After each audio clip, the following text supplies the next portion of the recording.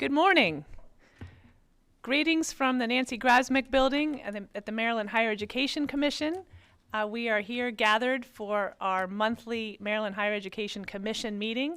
On behalf of all of us in person, we're going to have 4 commissioners in person, and I believe the other 7 are going to be online. We expect to have perfect commissioner attendance today.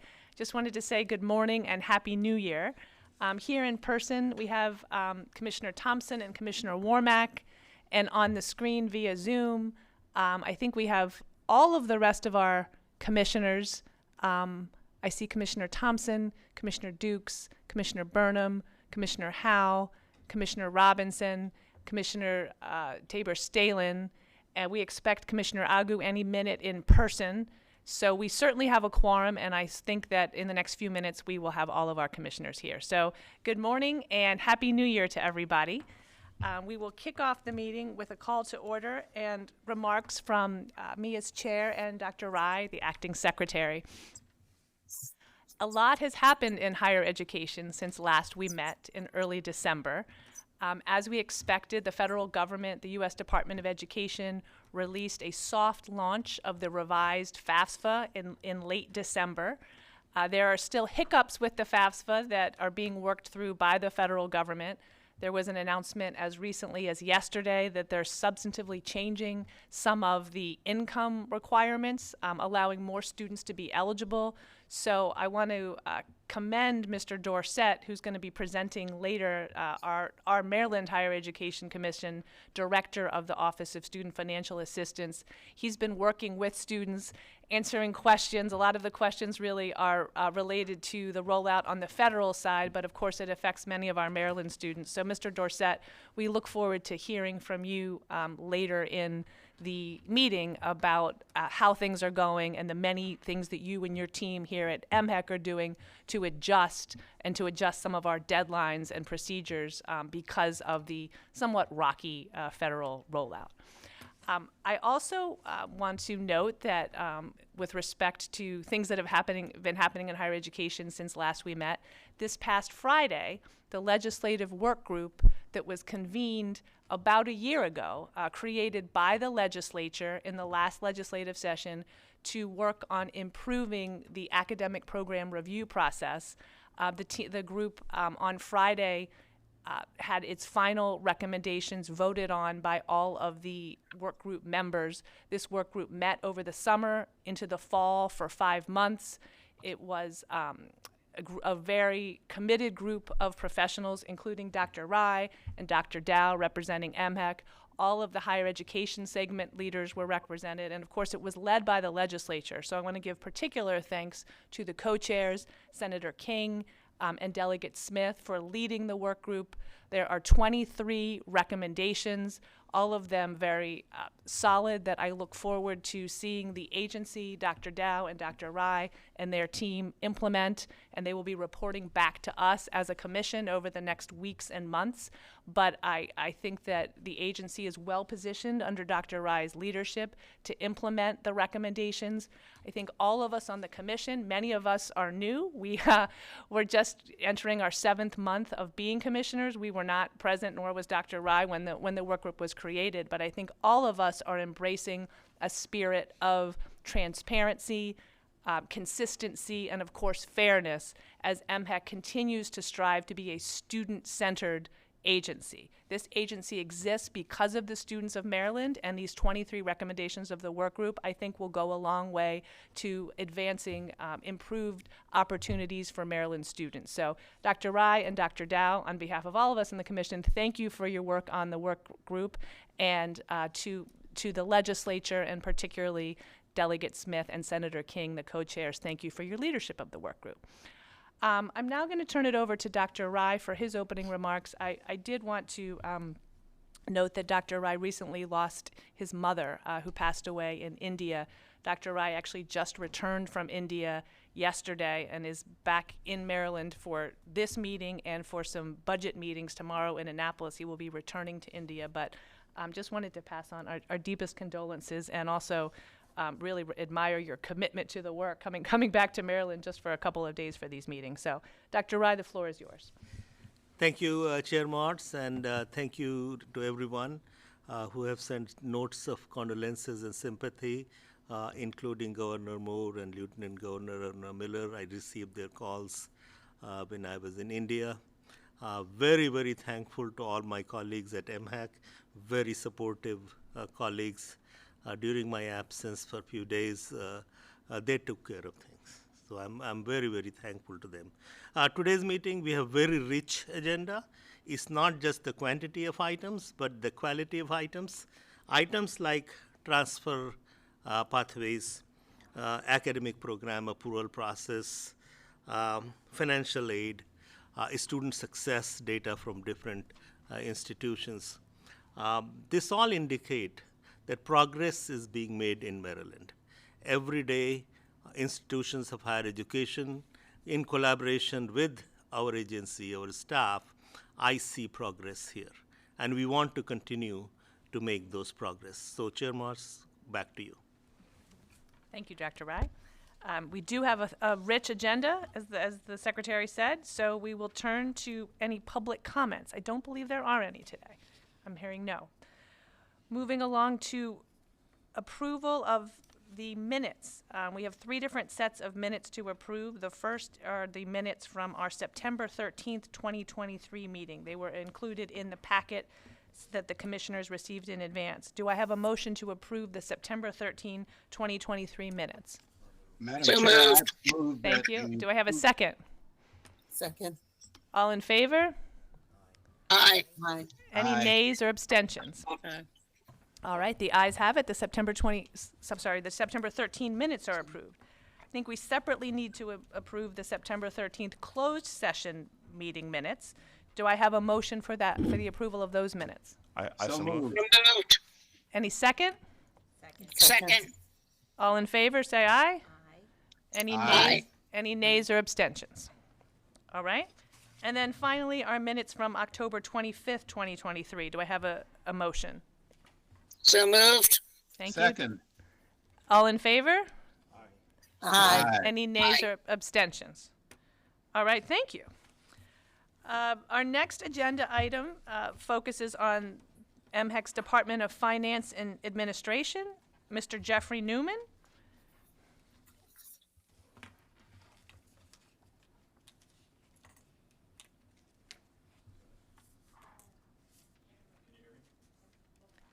We can hear you in person. I'm not sure your microphone is on.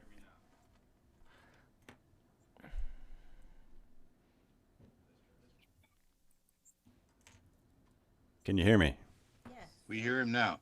All right, I'll move over a little bit.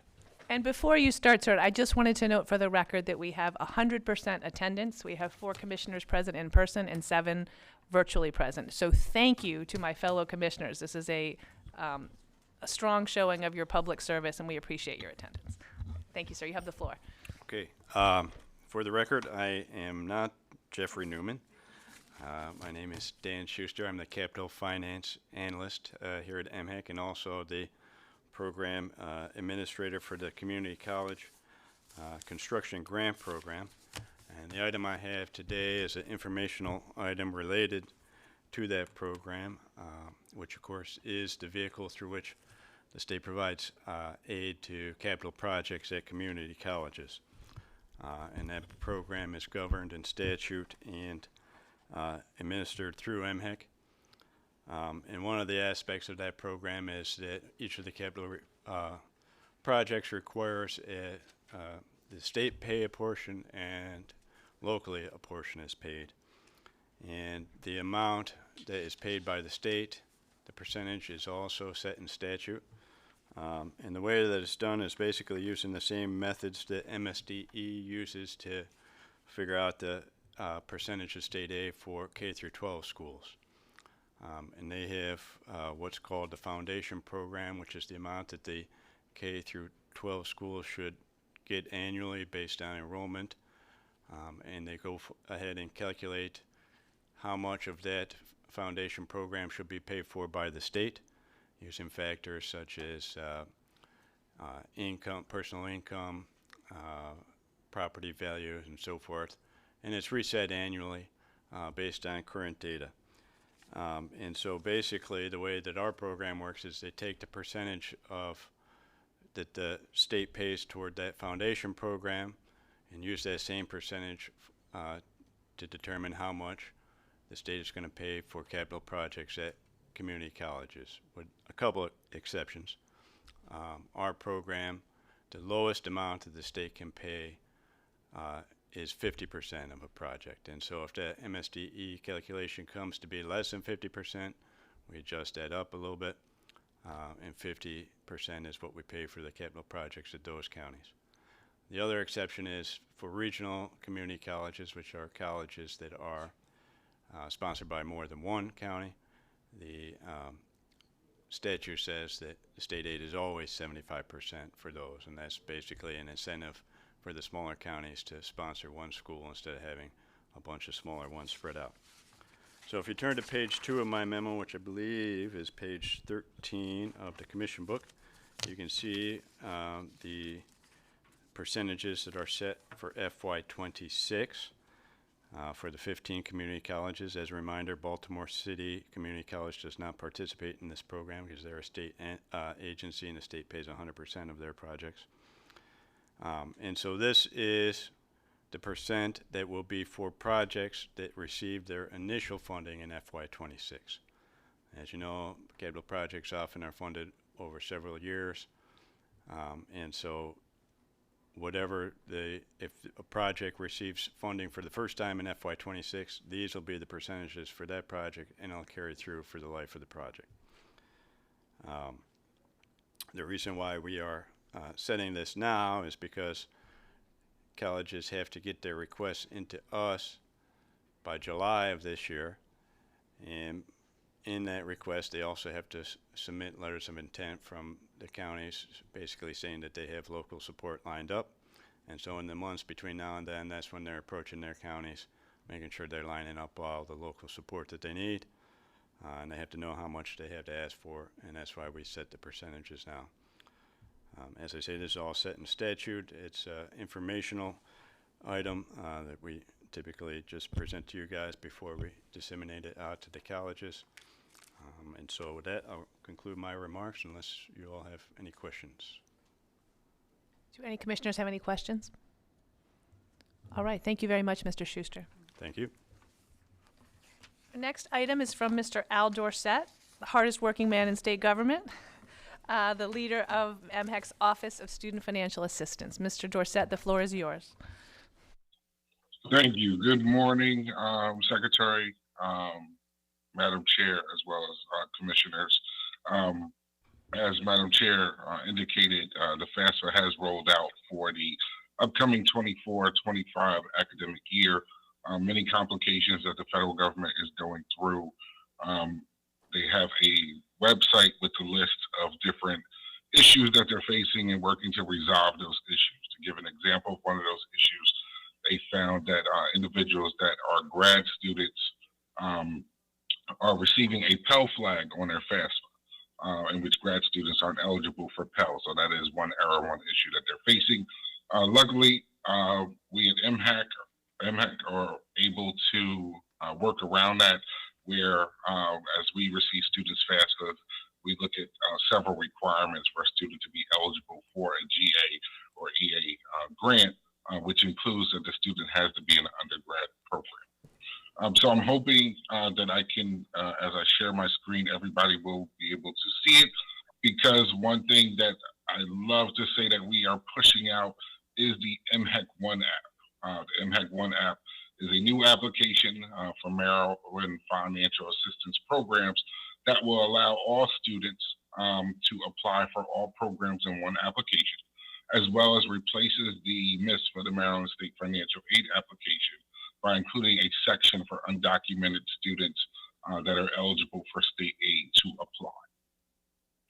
So with that, I'll share my screen.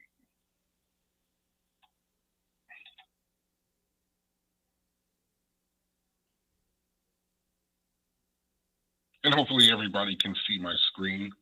Here I just start with our Mhec website, where students can easily select, the first part is need money for college, start here. With that, it takes individuals to the Mhec website that lists all our different programs, but also has the Maryland College Aid Processing System MDCAPS login. So what I've done is preparing for the future. I've created an account for my 15-year-old son because it's always good to prepare early for the future.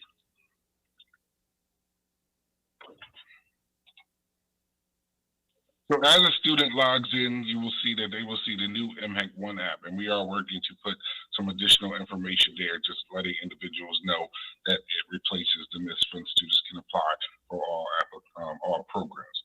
But the look and feel is totally different. When you look at the current MDCAP system, which is an antiquated system that we are working on the RFP to replace that system, you see kind of the look and feel of it. As you open up, or as a student opens up the Mhec One app, you see a totally different look and feel based off the current servicer Interclips, what they have worked with us to develop. So with this, the individual opens up the Mhec One app. We have information on there indicating our deadlines for students to complete the FAFSA, that there is a section for undocumented students. Here's a link for students to look at all our different programs if they want additional information on our programs, but kind of where the student can kind of move forward after reading this, and we definitely want the student to read. So we've asked, put in there red, wait, please read below before moving forward.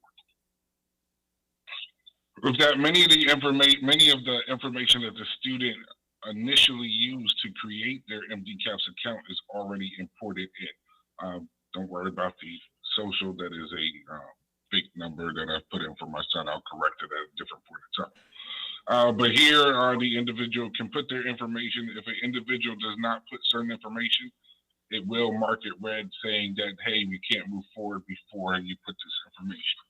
So in our case, because I'm not going to fully go forward and submit the application, I'm going to put just our current location.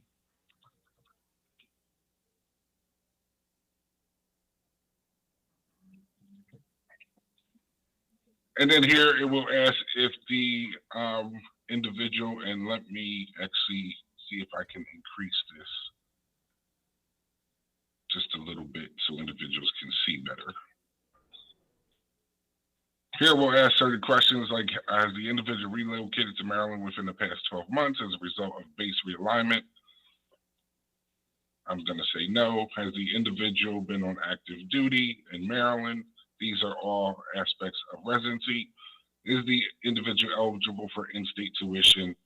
Is the individual, or will the individual be attending a Maryland institution? Now, what I will show you real quick is that if the individual says that they're not eligible for in-state tuition, or they will not be attending a Maryland institution, as the individual moves forward, they will only see programs in which an individual is eligible for that does not meet those requirements. So it is a smart logic type of application in which the students, what answers the student puts determines the next questions that come up. But for our purposes, I am going to indicate that I am eligible. So as you see, more programs show up. Now this application shows the programs that are open at this point in time. The application allows the individual to complete it, but if they want to go back because the program is open up at a later point in time, they can go back and update the application, and we will receive the updated information. As you will see, we have a section where individual says they're not eligible to file a FAFSA, undocumented student, and want to be considered for the EAGA or Promise Award, in which that individual can select. If that individual has completed a FAFSA and they are not looking to apply for any other program but EAGA or Promise, that individual does not need to do this application, and we have identified that to them. However, we also identified that the student can apply for several other programs in which the individual can select, and as being a smart logic script, the questions that will come on the remainder of the application will be focused to eligibility questions for those programs that the student has selected that they are interested in. But for our purposes, I'm going to select that I'm an undocumented student and I want to apply for the EAGA or Promise. Mr. Dorsett, I think we have a question from Commissioner Serrano. Sure. Yeah, just a quick question. So, do the parents, is there any part of the application that the parents have to fill out? No, so there is no part of the application that parents have to fill out. For an individual that is a dependent individual, what happens is the parent information is there for the parents to work with the student to fill out, or the parents can jump in the seat for the student and fill out that information.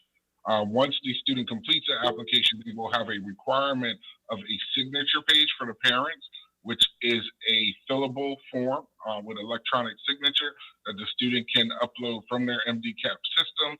They can have the parent sign it and then load the form back up. Would the parents have to put their social security number down? Yes, within the system, they will have to put their information there. So presumably, if like a student is like legal and their parents are undocumented, how would that work? So when you have an individual that is legal and their parents are undocumented, we will still move forward with the individual putting, I believe, a nines as the federal government used to do for their parents' information. Okay.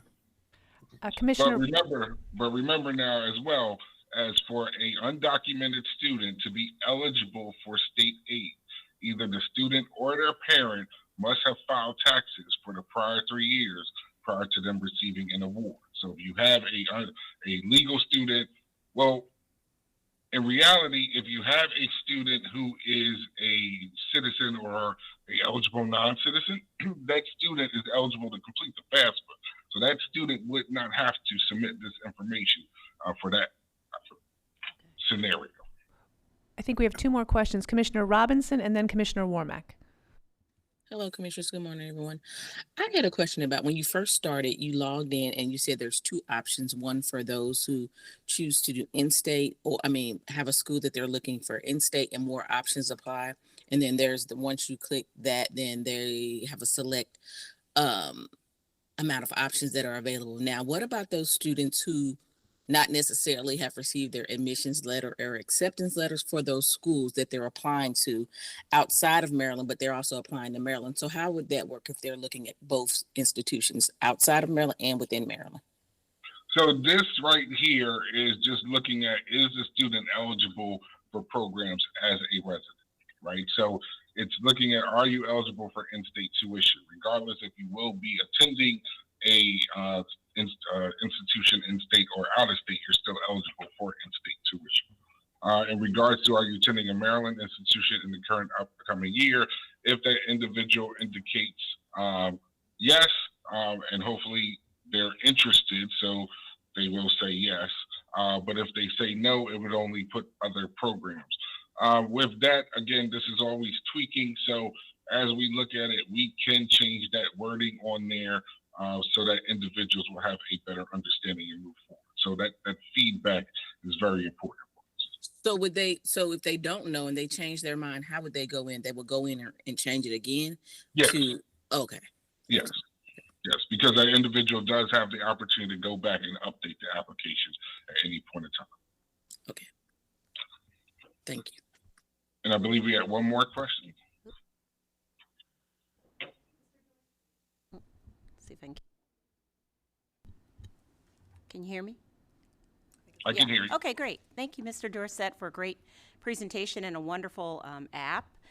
Just curious, how are the students finding out about that app? Are they working with their counselor? Are we sending this to eligible students? Is it driven from the FAFSA? How do they receive the information that this is available to them? So that's where I'm going into next. Oh, sorry. Thank you. So we're already doing a press release. We've done some news interviews. We're also working with our communications and outreach team to inform individuals about this. We're scheduling a session with the nonprofit organizations that are part of the Next Generation Scholarship Program, as well as reaching out to other nonprofit organizations to inform individuals.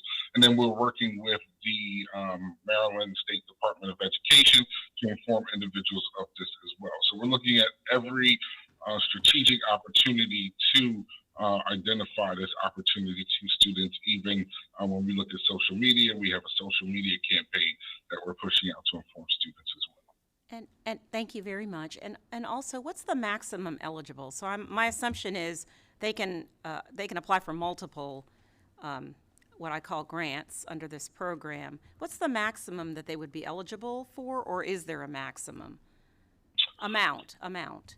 So the maximum amount is based off the cost of attendance of UMBC, I believe. Not going over that amount. Last time we checked, it was at $27,000 that a student can receive maximum and multiple scholarships. Of course, as tuition or fees go up, that maximum amount may increase, and that's the aspect of them receiving multiple different scholarships. Is that the lifetime amount, or is that just each academic year? That's an annual basis. Okay, thank you. You're welcome. Mr. Dorsett, a related question. This is Cassie Motz. Related question about getting the word out to students and families and counselors. I know that I saw a press release go out just this morning. Does that mean that this one app is live now as we speak? Oh, yes. This account that I created for my son is a live account. Okay. So there have been a lot of... Sorry to interrupt. Yeah. Go ahead. This is ready, and we're already working with the vendor to get a report on how many students have actually already moved forward and completed.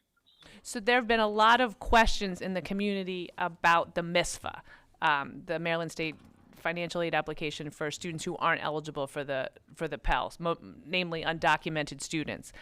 So the answer to that question is there's no more MISFA. You now apply for the MISFA money. What used to be the MISFA, the money for undocumented students through the DREAM Act, is through this one app that is live now. And so we should be directing students and families and counselors who are interested in the MISFA to this one app. Is that right?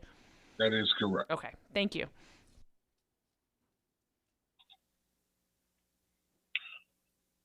So right here, we'll kind of see that these are questions that guide the individual to indicate if they're eligible for the eligibility as an undocumented student. The key that we really have right here is prior to us introducing the Mhec 1 app and having the MISFA used to stop students if they did not meet the guidelines of being eligible for in-state tuition. So if an individual identified that they did not, or their parents did not file taxes for 3 years, the application would say, stop, you can't move forward, you don't qualify. What we wanted to be able is allow students to still move forward so that we could run reports on how many individuals completed the application as undocumented students, but unfortunately were not eligible based off the state guidelines to provide reporting for future. So right here, these eligibility identifies if the student or parent filed taxes. If they indicate yes, then it moves forward to asking them additional information. If they indicate no, it moves them forward to the signature. It identifies to them after that through their email that they received we received their Mhec 1 app, and they can check on MDCAP's their status. And then under each program that they applied for, it would indicate that they are not eligible and why they are not eligible, because they don't meet those guidelines. Again, the purpose of that is really being able to provide how many undocumented students are not meeting our guidelines to be eligible for state aid because they're not eligible for in-state residency based off the legislative provisions. So as a smart app, depending on the questions that the student has, you will see that you have required or not required. It will jump over certain sections based off that to make the application very easy and able for the student to smoothly move forward with the information. So there, I'll conclude, because I don't want to take everybody through the whole app of trying to answer all the questions in that, but I'll open up to any additional questions that anybody may have. Mr. Dorsett, it's Craig Williams. Thank you so much. This is an amazing step forward, and really appreciate the hard work of yourself and the commission to launch it. Just a couple of questions. I think I saw the press release this morning. Is the aggregate number of scholarship money available? Did I see 130 million? Or could you please clarify that? So the 130 million is overall, and it's really a little bit over, but it's the overall of all scholarships that Mhec manages, at least with by the Office of Student Financial Assistance. When it comes to the Howard P. Rawlings program, the proposed budget for FY25, I believe, is 114 million. Great. Thank you. And then in the income eligibility section of the app, does it pull in personal income tax information like the FAFSA does, or is it simply you write in the detail yourself? You write in the detail yourself. So based off that, we will have a certain percentage of students that complete the Mhec One app that are ineligible to complete the FAFSA selected for verification. It'll be a small percentage just to make sure that the information being provided is correct. Okay, thank you. You're welcome. I think Commissioner Tabor-Stalen and then Commissioner Thompson. Commissioner Howe had her Oh, hand. Commissioner Howe. I'm sorry. I can't see the screen very well from where I'm sitting. Commissioner Howe. All right, do you have any notion of how many applications will be filed and what percent of the applicants will be receiving money? Not yet. We will be able to get that information once we move forward and more individuals complete the application. That's the beautiful thing about having an application and the individuals that are able to still complete it, even if they're not eligible, because we'll be able to see the total amount of students that completed the Mhec One app as a undocumented student that was not eligible to complete the FAFSA, and how many of them actually were awarded. All right, thank you. And it was a really wonderful presentation, and I thank you for it. Thank you. Commissioner Thompson? Yes. Mr. Dorsett, thanks to you and your team for a great product. It's something that we really could use in the state of Maryland and probably could be a model for other places. I wanted to know, similar to Commissioner Howe, in the past, what's the approximate number of students or families that have applied? For the past 3 years, based off our records, we looked at about 900 applications.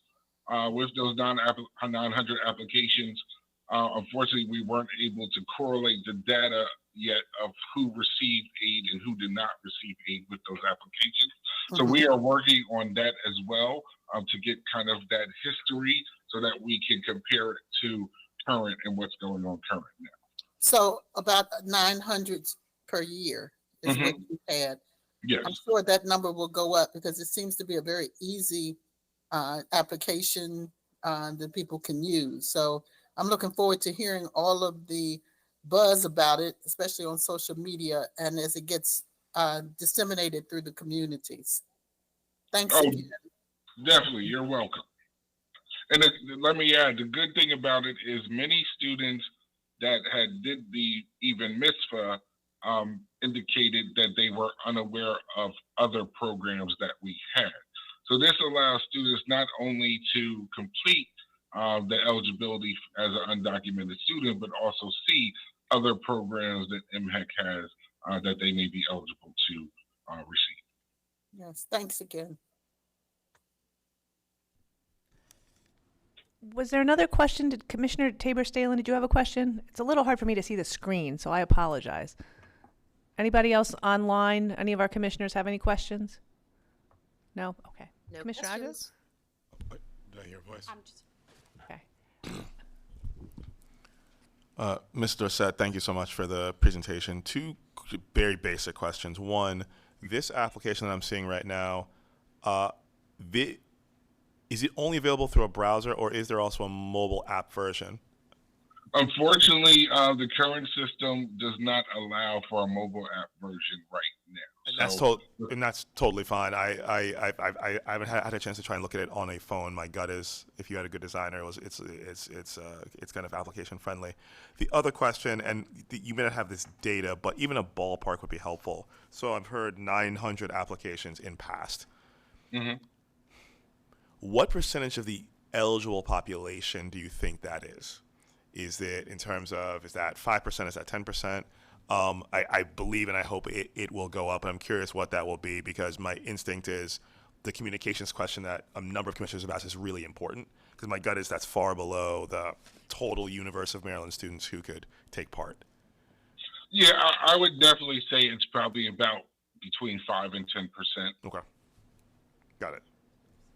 That's helpful. Thank you so much, and thank you for the great work on this. That this is going to make a lot of students' lives easier. Thank you so much. You're welcome. Thank you. Mr. Dorset, I think the question on mobile app was an important one. Can you talk a little bit about our overall plan for changing the entire platform where some of the cloud-based technologies can be available? Can you talk about the RFP which is about to go out? Sure. With the new RFP that's about to go out, we are looking for a servicer to come in, a company to come in to build really a futuristic system when you really look at it. My exposure with different systems such as Campus Logic, Illusions, a colleague, DataTel, just so many different ones have really identified what we have the ability to really do. Not only a mobile platform for individuals, but a parent platform, just where we kind of follow what the FAFSA does, where parents can actually sign in and connect with the student's account, so that if there's things that parents need to do, they can go into their portal and submit that, and it all comes into one.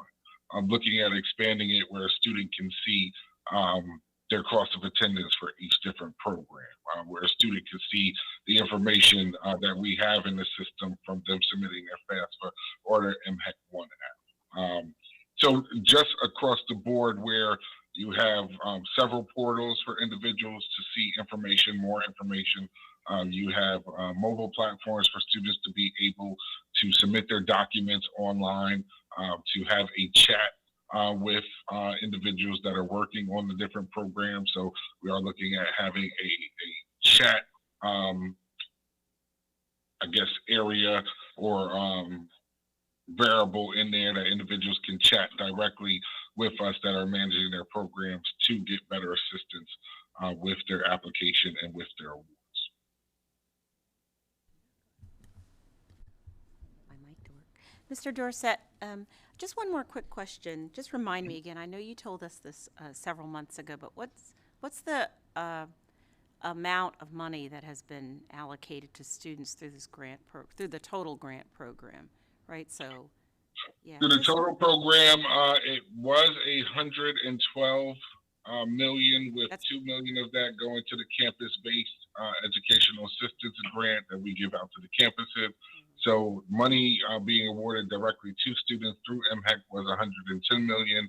The recent budget proposed, I believe, takes it up to 114 million. Okay. There is also a group, there's a study group for the Howard P. Rawlings program based off House Bill 923 that was passed during 2023 legislative session. That's really looking at the legislation and really going through to provide some comments, suggestions that we can share with legislation of concerns that we see within the current provisions of the program. Thank you, Mr. Dur. Thank you. Appreciate that.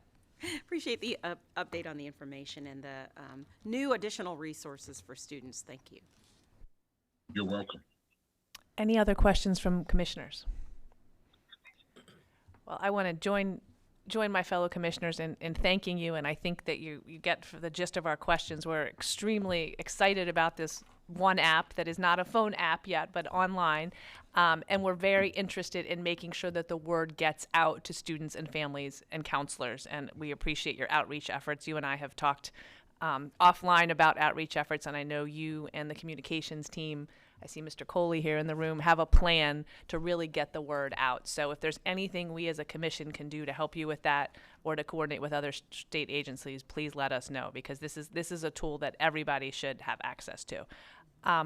Before you leave us, if you could just talk a little bit about what Mhec is doing to allay students' concerns with respect to the bumpy federal rollout. I know we as a commission voted at our last hearing in December to allow Mhec to push back some state deadlines. If you could just talk a little bit about that, remind folks who may be watching online about the relaxation of the deadlines and how that's going to be helping students, again, in an effort to be as student-focused as possible.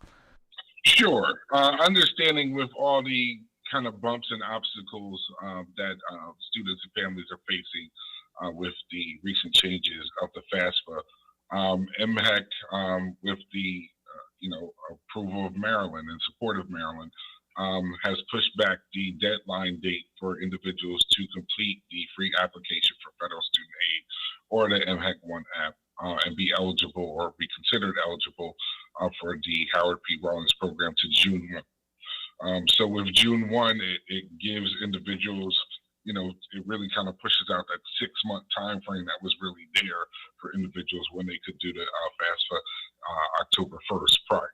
Additionally, what we've done is we're training the staff on actually going through the FAFSA and completing the FAFSA themselves so that as students and parents call, we could assist them with those different questions.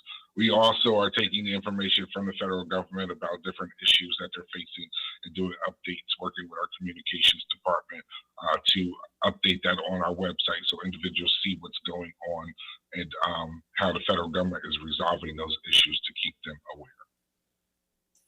Great. Thank you so much. And thank you to you and your team for all you do. Dr. Dukes, Commissioner Dukes has a question.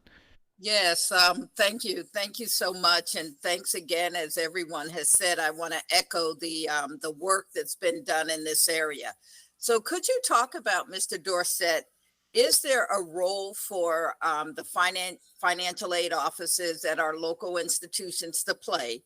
And how do you ensure that in the areas where necessary, that the remarks, the questions, the answers to questions are the same? So they're not hearing different messages based on, the need to make sure that we're articulating the same or a similar message, even though we understand there may be some distinct differences among types of institutions. So definitely, we're working with the FACT committee in exploring, what issues that are being faced by the federal government right now when institutions are looking at packaging students. Institutions, of course, package students with financial aid at different times. Everybody's kind of waiting for the federal government to release the students' institutional student information records, what we call ICERs.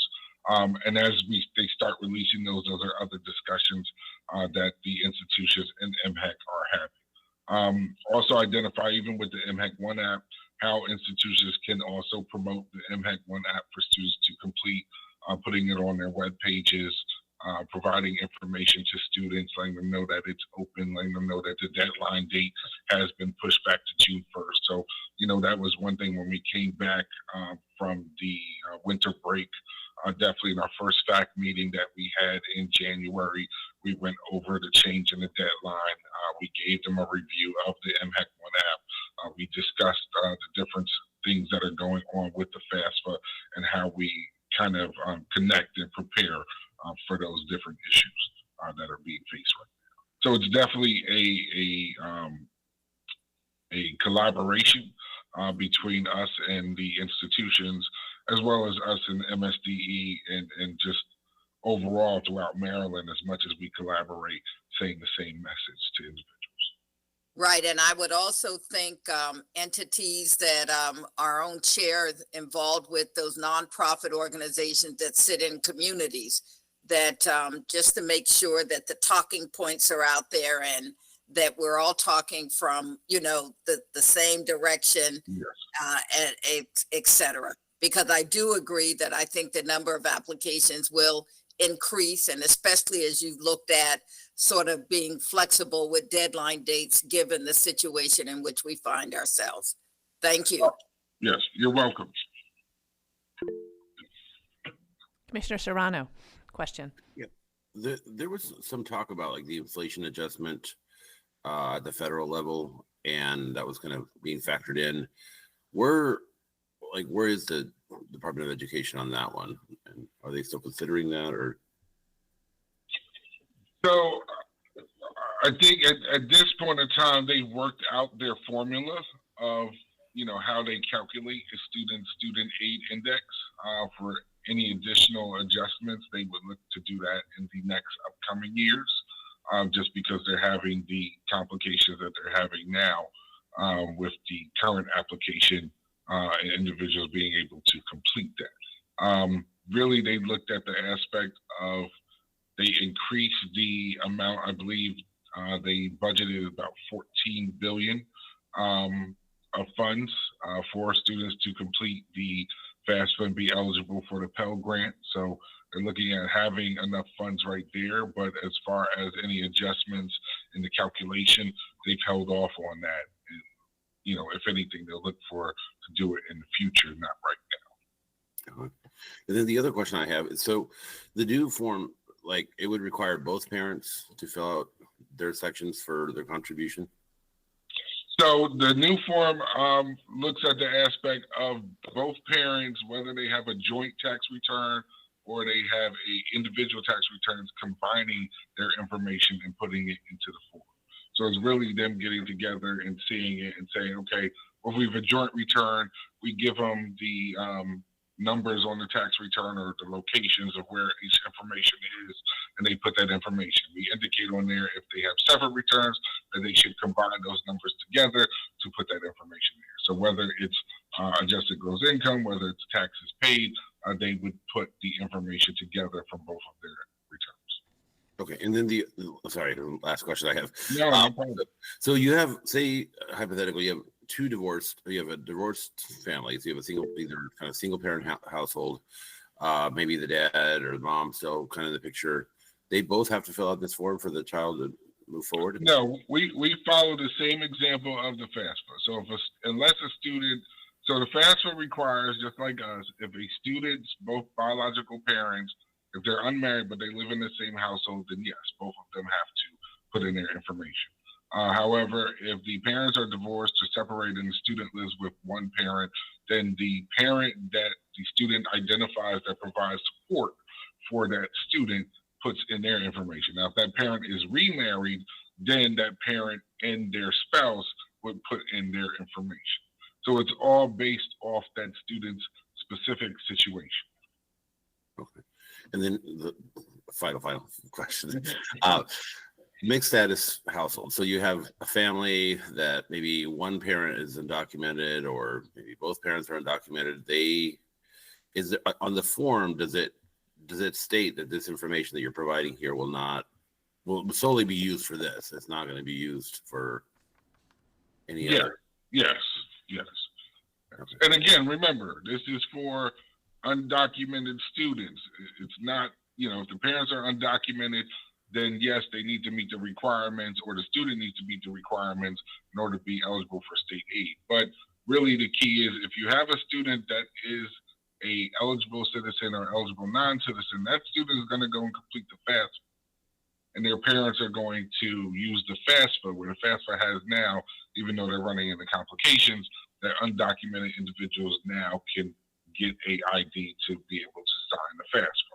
This is more so on undocumented students, that parents are undocumented as well. As long as those parents have done a tax return or eligible to do a tax return, then that student would put their information in. If that student indicates that neither of my parents have filed a tax return, it's not going to ask them for that additional information. It's going to move them forward, because in reality, those individuals would not be eligible based off the current state legislative provisions. Okay. Cool. Thank you. Commissioner Tabor-Stalen. Thank you. Do have a question this time. I'm curious if you have any software where you're able to see what is happening when folks are going through the process. I know at our organization, we're able to see at a back end where people are getting tripped up, how much time they're spending on different areas. And even just now, I was playing around myself, and it feels like there are a few errors I'd love to be able to report. So would love to understand how you are catching errors, and then if there's a way for us to support in that usability testing. So currently, that is something we can look into based off our current system. It's very hard. Even though this is a new look and a new feel, it still relates and connects with that system. So we are asking the vendor to see if there's any type of reporting that can come back on individuals and how long they spend that much time on there. If individuals stop completing it, we're waiting to hear back from the vendor. They really pushed, and we pushed them hard to really have this ready. So they're just now settling down and getting to that next aspect.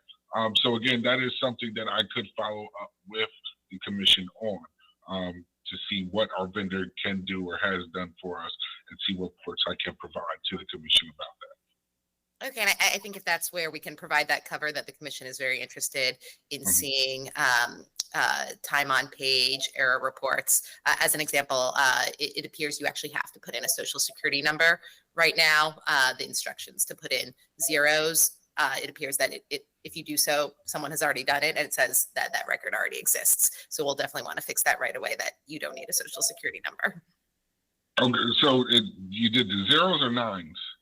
It says to do zeros, and it doesn't say how many zeros. And then when you do, it says someone has already applied with that social security number of all zeros. And so you can't move forward. So that's, and I'm not in any way, I run a technology company. I know how difficult these rollouts are. And when you move with speed, you have these errors, but I think we all want folks to have as good an experience as possible, and just want to make sure that we are doing error testing rapidly.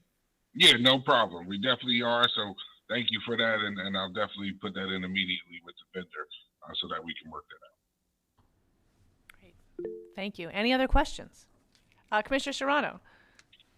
All right, this might tie into a later presentation, but I think on the on family income, would it be possible, since now that we're getting parents reporting how much they were making or how much they can contribute, would it be possible to develop a metric that we could say the tuition as a percentage of family income, now that we have this being a part of the application? So when you say the tuition is a percentage of family income, you're looking at what the family income is compared to the tuition. I'm just making sure I'm clear on what you're asking. What the tuition is, what the family income is, and what percentage of that tuition is compared to the family income, correct? Yeah. Sure. Mm-hmm. Okay, and we could so basically from here on out, we could monitor the financial kind of the ability of a student to be able to pay for their schooling, and then monitor whether they're graduating on time or so forth, right? So graduation on time, I don't have those numbers in regards to when an individual actually graduates. I have the number of payments a student has received, which would be kind of an overall. I think that's something that we could talk with Mhec's research department and see, where we can correlate that or what information we have to make those connections. Okay, cool. Commissioner Burnham. Thank you. Good morning. I really appreciate the presentation as well, Mr. Dorsett. I want to make sure that I still have an overall view of the forest, in addition to the rather detailed look we've had at a lot of these issues. Am I to understand that a Maryland student who's getting ready to go to college now can go to the Mhec One app and complete that, and the data that the student puts into that flows to both Maryland aid applications as well as the federal financial aid? No, it's still separate. So they will have to do two then. No, so it all depends. If you have a Maryland student that is eligible to complete a FAFSA, that student can complete the FAFSA, and automatically when we receive that FAFSA, that student will be reviewed for eligibility for the Howard P. Rawlings program, as well as the Promise program, depending on if that student identifies that they'll be attending a community college.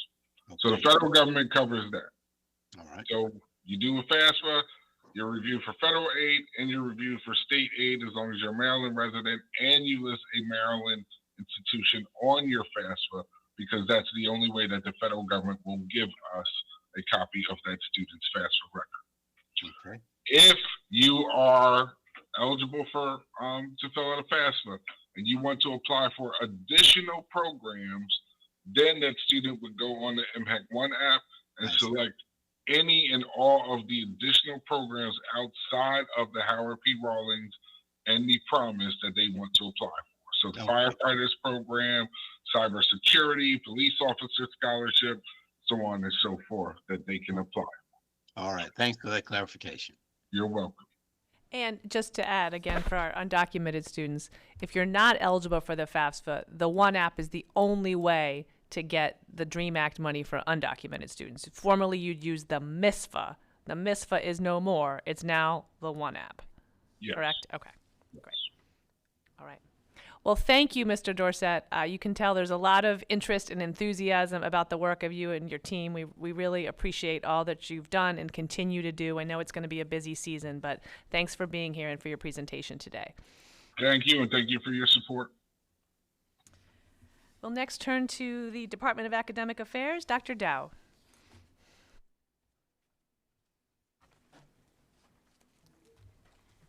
Good morning. Nope. Oh.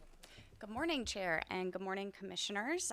Thank you. I am going to turn the time over to our Director of Academic Affairs, Trish Gordon-McCown. She will provide updates. You have biannual reports in your commission book, and we will provide just some broad numbers of recent approvals. So I turn the time over, and I will pull up your slide deck. Thank you.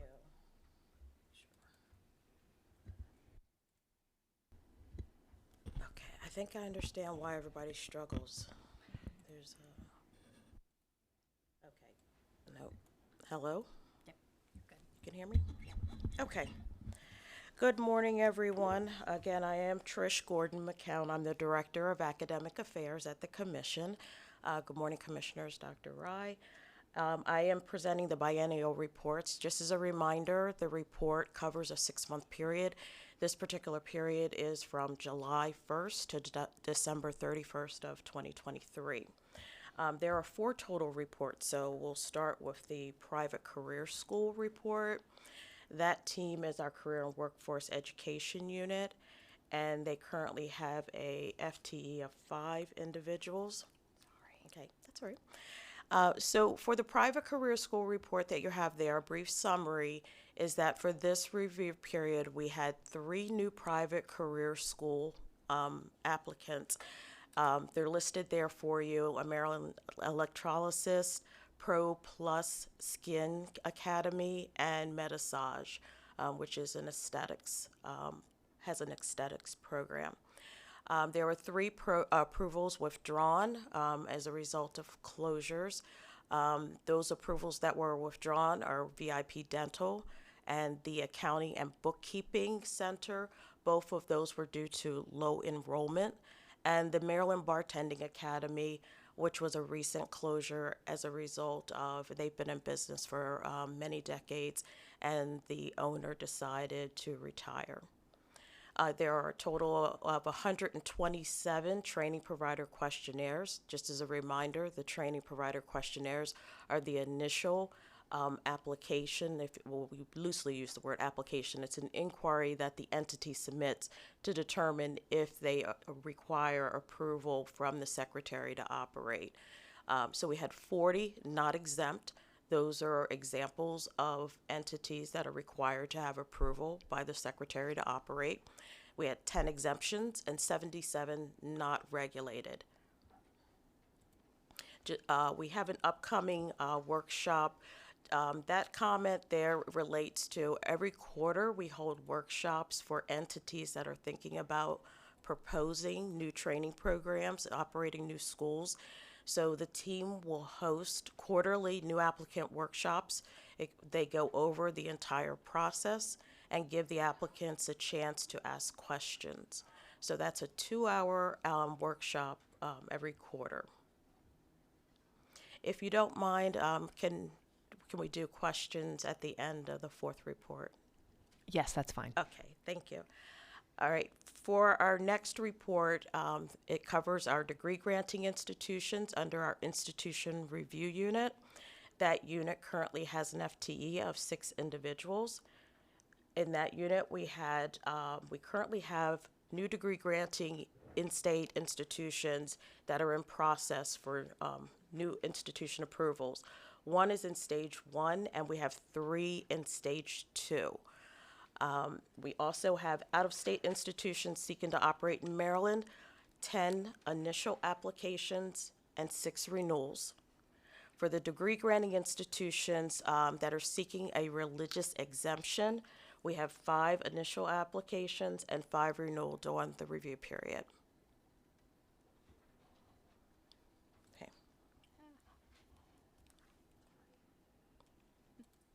It's okay. We'll just keep going. I should have reminded you in the packet. I know we're probably about page 29, if that helps you. And I will go back if you need me to repeat anything.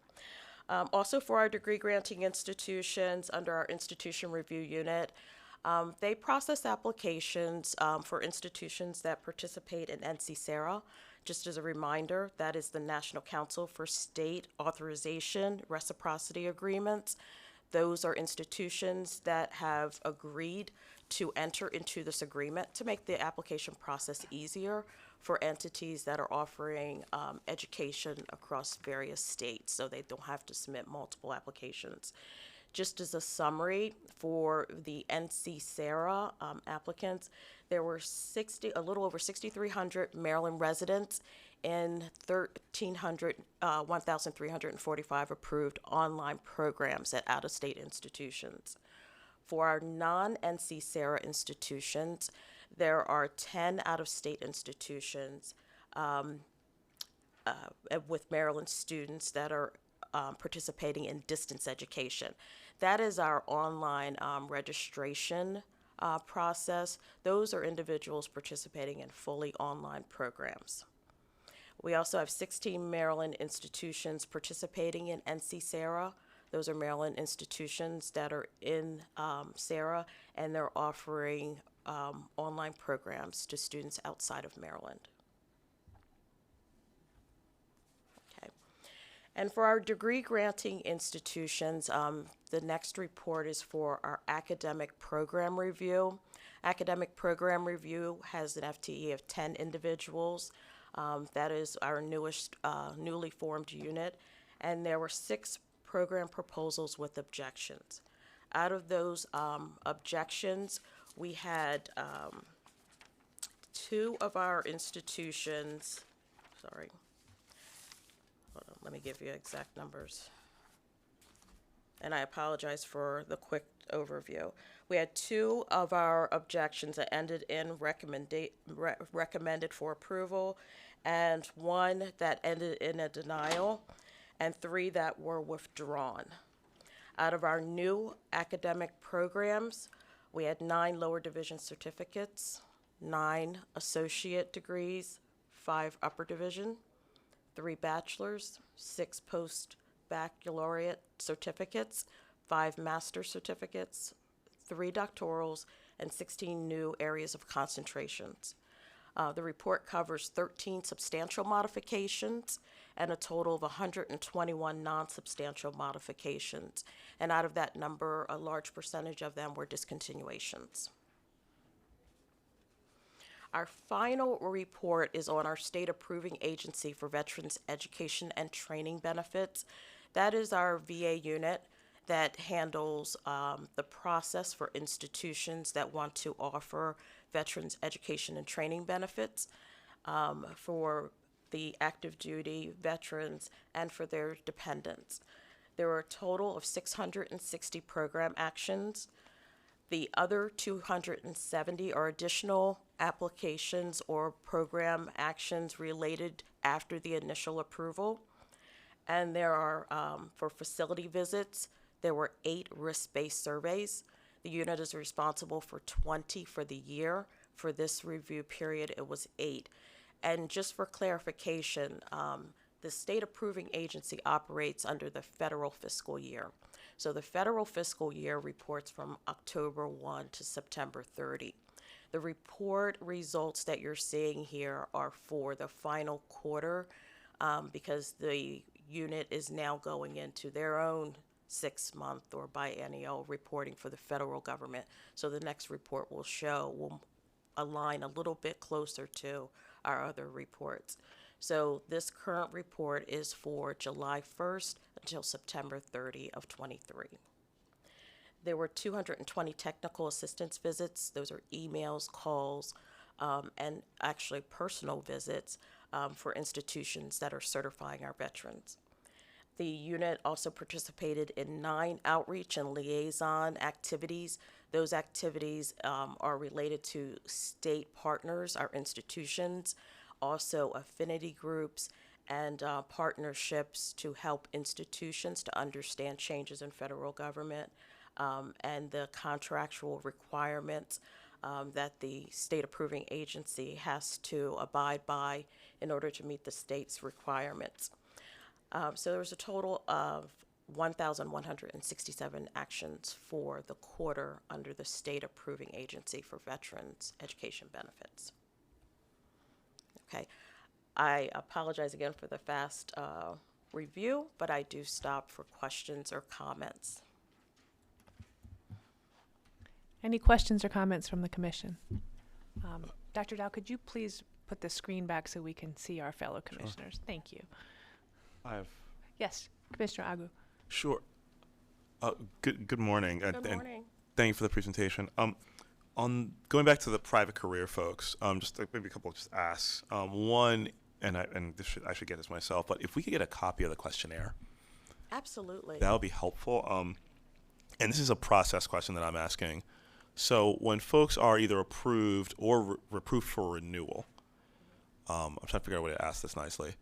Is it purely have they gone? Is it a compliance exercise, or are we looking at as well kind of outcomes, meaning graduation rates potentially, because these are very workforce focused programs or folks getting employed? How does that factor into the analysis of either their approval or their renewal? Well, procedurally for the renewal, looking at the outcomes is a factor.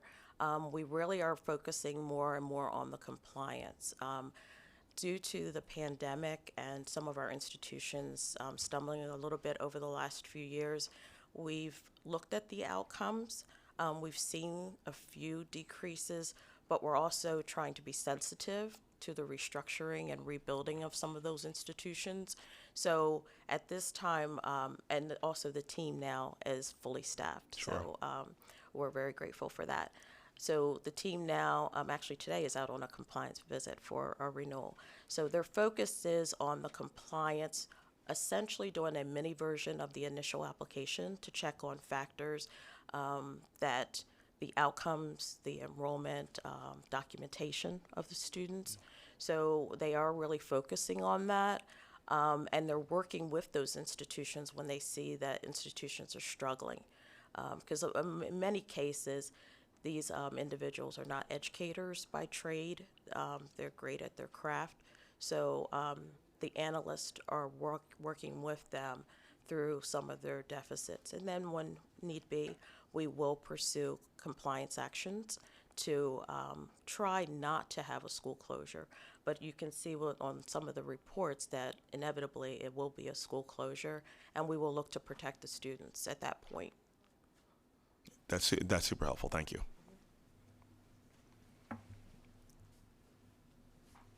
Other questions? All right. Okay, so let me just offer a few comments. First of all, private career schools, some of them are doing outstanding work. Sure. A strong partnership in automotive industries like Tesla and others, and they are supported by those industries as well. Automotive, HVAC, welding, they are really contributing to the workforce development.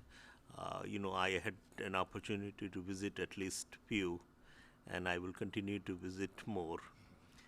The other thing, the NC-SARA, where we have these agreements where we allow Maryland residents to take online classes from institutions in other states. Same way, students from other states take classes from Maryland institutions. I'm always interested in knowing how many students from other states are taking classes at Maryland institutions, and certainly, some of our residents are taking classes at institutions outside Maryland. So can you show us the number and which one is greater? Okay. So to answer your question, there were almost 38,000 out-of-state residents enrolled in online programs at Maryland institutions. And yes, it does go both ways, but let's see, we had 6,300. 1,345 or so. We are, I'm so sorry. Is it? It's okay. That's okay. Go ahead. So we are bringing in more students to distance ed than exporting students to distance ed. Not just more, significantly more, and I wanted commissioners and audience to make a note of it. So this agreement is good, and our institutions are competitive, and they're doing very, very good work. Okay. Can I ask one follow-up? Which makes those are great numbers to hear. How much of that is driven by UMGC? I imagine the vast majority, but I just wanted to ask and make sure. Yes, they are a big contributor. We don't have the numbers actually by institution. That was something we'd have to work with our research folks on. Right, and we can pull that information. That'd be great. but No, yes. I imagine, and it just shows how important UMGC is as an institution for us. Thank you. Certainly, I also suspect that majority of these students are at UMGC, but you'll be surprised. Community colleges in Maryland are also bringing in students from other states, so it'll be nice to see this spread. I also want to thank Director Gordon McEwen. To her and her team, tremendous amount of work is done in that area, and we want to make sure that regulatory work and statutory work is being done right, so Maryland students are getting quality education through these institutions. Again, thank you to you and your team for this work. Thank you. Thank you. I just want to echo Dr. Rye's thanks, Ms. McCown. Excellent presentation, wonderful report. I think a lot of us on this commission read it in advance, and so the fact that you got so few questions shows how thorough the work was of you and your team. So thank you very much.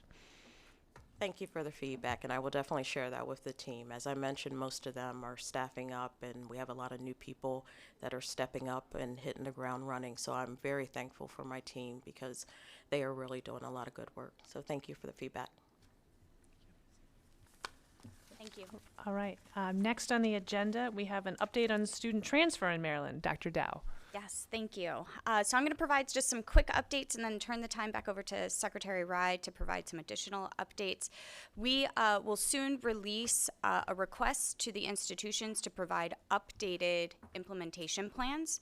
We'll probably give the institutions about 4 weeks to submit those plans, and so I plan to report back to you all on those implementation plans. In particular, we will be asking a question about challenges that institutions are facing in the implementation so that we can figure out how to best assist them, if further regulatory changes need to be made, if we need to do further guidance, and what those next steps look like. So implementation plans are forthcoming, and I'll report back either at the February or March, depending on timing, commission meeting of what that looks like on our campuses.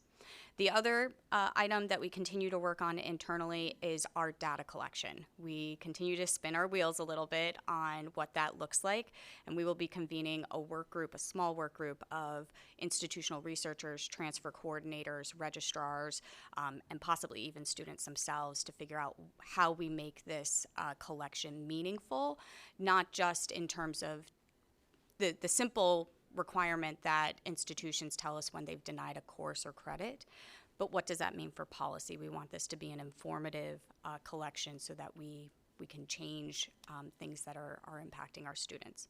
So those are the two big initiatives that we continue to undertake, and more to come as we get those implementation plans. We expect to make that request of institutions this week. With that, I will turn it over to Secretary Rye to provide some additional updates on transfer initiatives. So thank you, Dr. Dow. Transfer is an important work. It's complicated work, but for our goals of completion, degree completion, completion with less debt or no debt, I think transfer is the key. So we are paying very, very serious attention to it. I'm excited to share that we are in discussions with Aspen Institute regarding a collection that will elevate transfer in the state of Maryland. The Aspen Institute approached me as soon as I came into this role as acting secretary. If we succeed, I think we are almost there. The collaboration will accomplish 3 goals. First, elevate transfer by creating a strategic council. Second, engage dyads or triads of institutions by developing plans and a seamless environment for students. Third, help our agency develop goals regarding transfer, both quantitative and qualitative. We want to make sure that the students who take classes at community colleges, those courses transfer, not only transfer, they should be counted as in their major, applied to their major, and then degree credit loss should be minimized. On average, students lose around 10 credits nationally after transfer. We want to make sure that number should be almost 0 in the state of Maryland. And then a student's GPA after transfer. A student should be academically prepared to make sure that they succeed after transfer. I am very interested in understanding the loss of transfer, as I said, and also transfer students who are leaving state, students who are going out of state. We want to keep all students in Maryland, especially transfer students.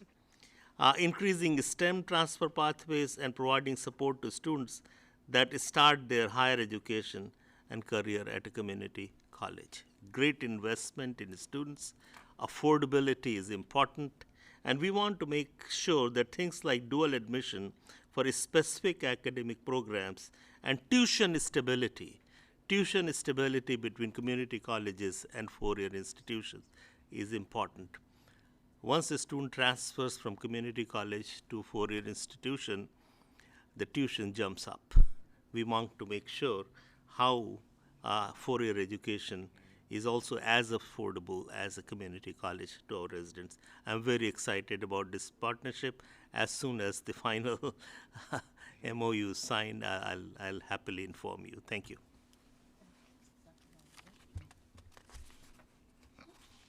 Secretary Rye, thank you for that information, and I'm very well aware of the Aspen Institute. Can you just share a little bit more about the Aspen Institute and what their role would be? Are they providing resources? Are they partnering with you to get the data, or just a little, if you can? Yeah. So Aspen Institute will be bringing national best practices. Okay.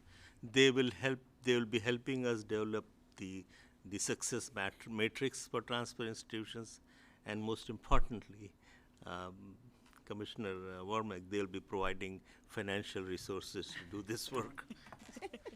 Thank you, Dr. Thank you, Secretary Rye. One question or comment. First of all, this is great. I've gotten to work with Aspen previously, and I'm glad that we're bringing them here to Maryland. One group of stakeholders that I might recommend including in this conversation, and it might seem odd, is actually some of the large SIS technology providers, the Ellucians of the world, because in the end, if we think about the data piece of this, not knowing what happens, right now we depend on people to send notes and emails that this student transferred and this one hasn't, and we know what the amount of students we're talking about, to the extent that this can be an automated process. And in the end, my gut is, if you were to look at all the base technology and infrastructure of most of our schools, it's like 3 or 4 vendors. It's actually not that many because it's a fairly consolidated market. There may be some opportunities to make that a lot easier and include some of those folks. And a lot of them are actually based in the national capital region. I think Ellucian's in Northern Virginia, so on and so forth. So that might be you might already be talking to them, and if you are, you're usually ahead of me. But that might be a group of stakeholders to include in this process to help begin to make that part easier, so it's less work on the people and more on the machines. I completely agree with you, Commissioner. Most of these companies are in National Capital Region. we would like them to be in Maryland. So, Well, we won't take it out of them for being in Virginia. We won't. but you're true. But when you look at the technology, I think there's so much opportunity space for the technology to improve. Our issues that we face in transfer, I see the technology not being there at this point. Is an opportunity to develop the technology. I hope more startups and others who have grassroots understanding of these issues try to create technology that solves these problems. Not taking an existing technology and try to fit into this situation that often happens. So our conversation is around starting something from the grassroots level and really addressing the real issues.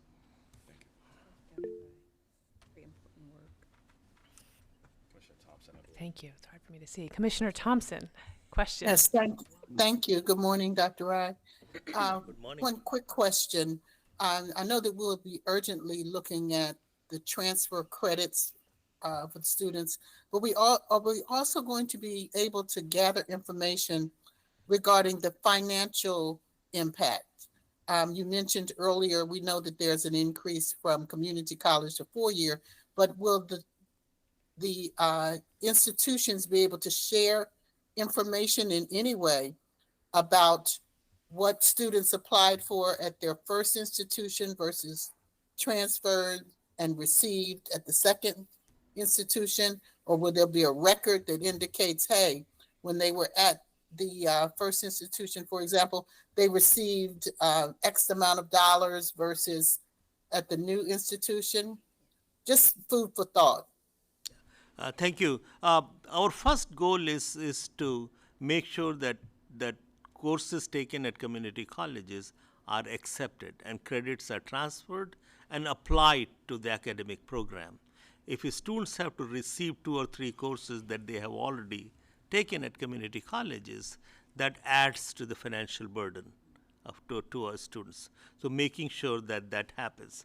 Secondly, the tuition stability is a pretty serious issue. And I'll ask Dr. Dow to address the third part that you raised about data collection. Sure. Thank you, Secretary Rai. Commissioner Thompson, we have some of that information. We have not done an explicit analysis as you have just described. We can look into that and see what that looks like and see what we can pull together for you. That would be a very interesting analysis to better understand the financial impact of our transfer students. In many ways, and I am talking out loud without my Director of Research and Policy Analysis here, we could possibly do kind of an analysis before the Transfer with Success Act and then an analysis after, and see if hopefully these new rules around accepting credits will have helped students, as Secretary Rai just implied, that students aren't having to take an extra semester of courses when they transfer because their courses will have applied to their program of study. So we can look into it. The short answer is we can look into it. We have some of that information, and I can report back to you. Well, actually, I'm not looking for an answer now. Okay. I think as we move forward, that it be built in to the work that needs to be done. It may be a bit premature at this point to just pull something out, but you're going to have this strategic council just to make sure that it's part of the information that's on the table as the planning begins, as opposed to doing it after the fact. That was my point. Thank you so much, though. It's good information to know that things are moving forward. Understood and noted. Thank you. Thank you. Commissioner Serrano. Yeah, I guess my concern is more of a story that came out a few months ago, I guess probably December. It's from UMD's computer science department cutting back the number of transfer students from 1,000 to 100 per year. And I guess that kind of triggered a question for me, was like, what tools do we have, or what resources do we have to basically tell a university that, I mean, if our intentions are we want students to go from community college to a UMD, and this is a pipeline because we believe it's more kind of equitable and low cost for students, how how do we make the case when the university just says, we don't want any transfer students, we want only our own students? Because that's basically what they've done. They've gone from 1,000 to 100, and they're basically not taking any more transfer students. So what resources do we have as Mhec to do that, to try to change up that or to start a conversation to make the case that transfer students are great for a university? So, and actually, can I put a slightly more pointed point on these questions, which is, what are the incentives or mandates that we can create that actually make that happen? There's, of course, the making the case, which I think Commissioner Serrano is talking about, but also what are the tools, because we believe this is in the academic and the state interest. So let me, Commissioner Serrano might be too polite to say it, but I'll say it. What are those tools that allow us to really incentivize institutions or push institutions to make this happen? And apologies for stepping on your question, but I thought it's a really important one. Yeah. Again, thank you. It's an important question. The issue there, as I understand, is the capacity issue. They have run out of rooms. They have run out of instructors. The program is nationally recognized. A lot of students are interested in. The freshman population has exponentially increased. So those are the challenges they're facing. And that's a good news for the state too, that one of our own program is sought after by students across the country. We will work with the university to see what can be done to increase the transfer students. UMD has accepted transfer students very happily in their engineering program, in this business program, and also in computer science program. Engineering school, Clark School of Engineering, is ranked among top in the country for producing black engineers. And that happens because of the transfer students. Transfer students play a very significant role in that ranking. So I know university understands and appreciates the role of transfer students. We'll continue to work with them. But let me also tell you that the state of Maryland has other institutions with very high quality computer science program. Morgan State University, you have UMBC, and several others. So our students have option. They have other computer science programs are also accessible to them, but we'll continue to work with University of Maryland as well. Thank you for that question. Thank you. Dr. Dow? Oh, Dr. Dukes, Commissioner Dukes. Right. So thank you, and thanks both to Commissioner Serrano and Commissioner Agoop for the question that we're asking, and certainly the spin that you put on it. My question is really about how do we look at some of the really best practices that are occurring around the country with regard to transfer? Practices that Maryland, quite frankly, has been reluctant to adopt. Common course numbering, all of those things. And certainly in my role working in the community college, those were things that we have attempted to put forward for consideration for some time. I also think back to the transition reports, and some of us served on the particularly the higher education transition report. And there are a number of goals that we presented to the governor that really do require institutions to think differently, to be more innovative and transformative and collaborative as we think about Maryland and both a growing economy and a new economy. And much of that resides in the sciences and the STEM field.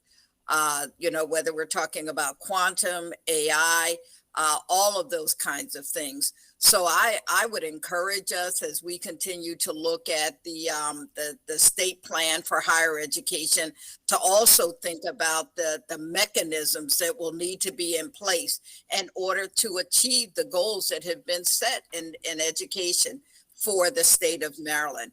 So I think this is a great conversation to have. It's a good time to have it. And it may be an opportunity to invite in our higher education leaders to engage them in a conversation a task force, an ad hoc committee to begin to look at these things much more in depthly and to determine and figure out how we can ensure that higher education, K through 12, and certainly, as they say, 13 through 20 and beyond are available to our students, and that we eliminate as many barriers as that we possibly can and really understand why there have to be some barriers that remain in place.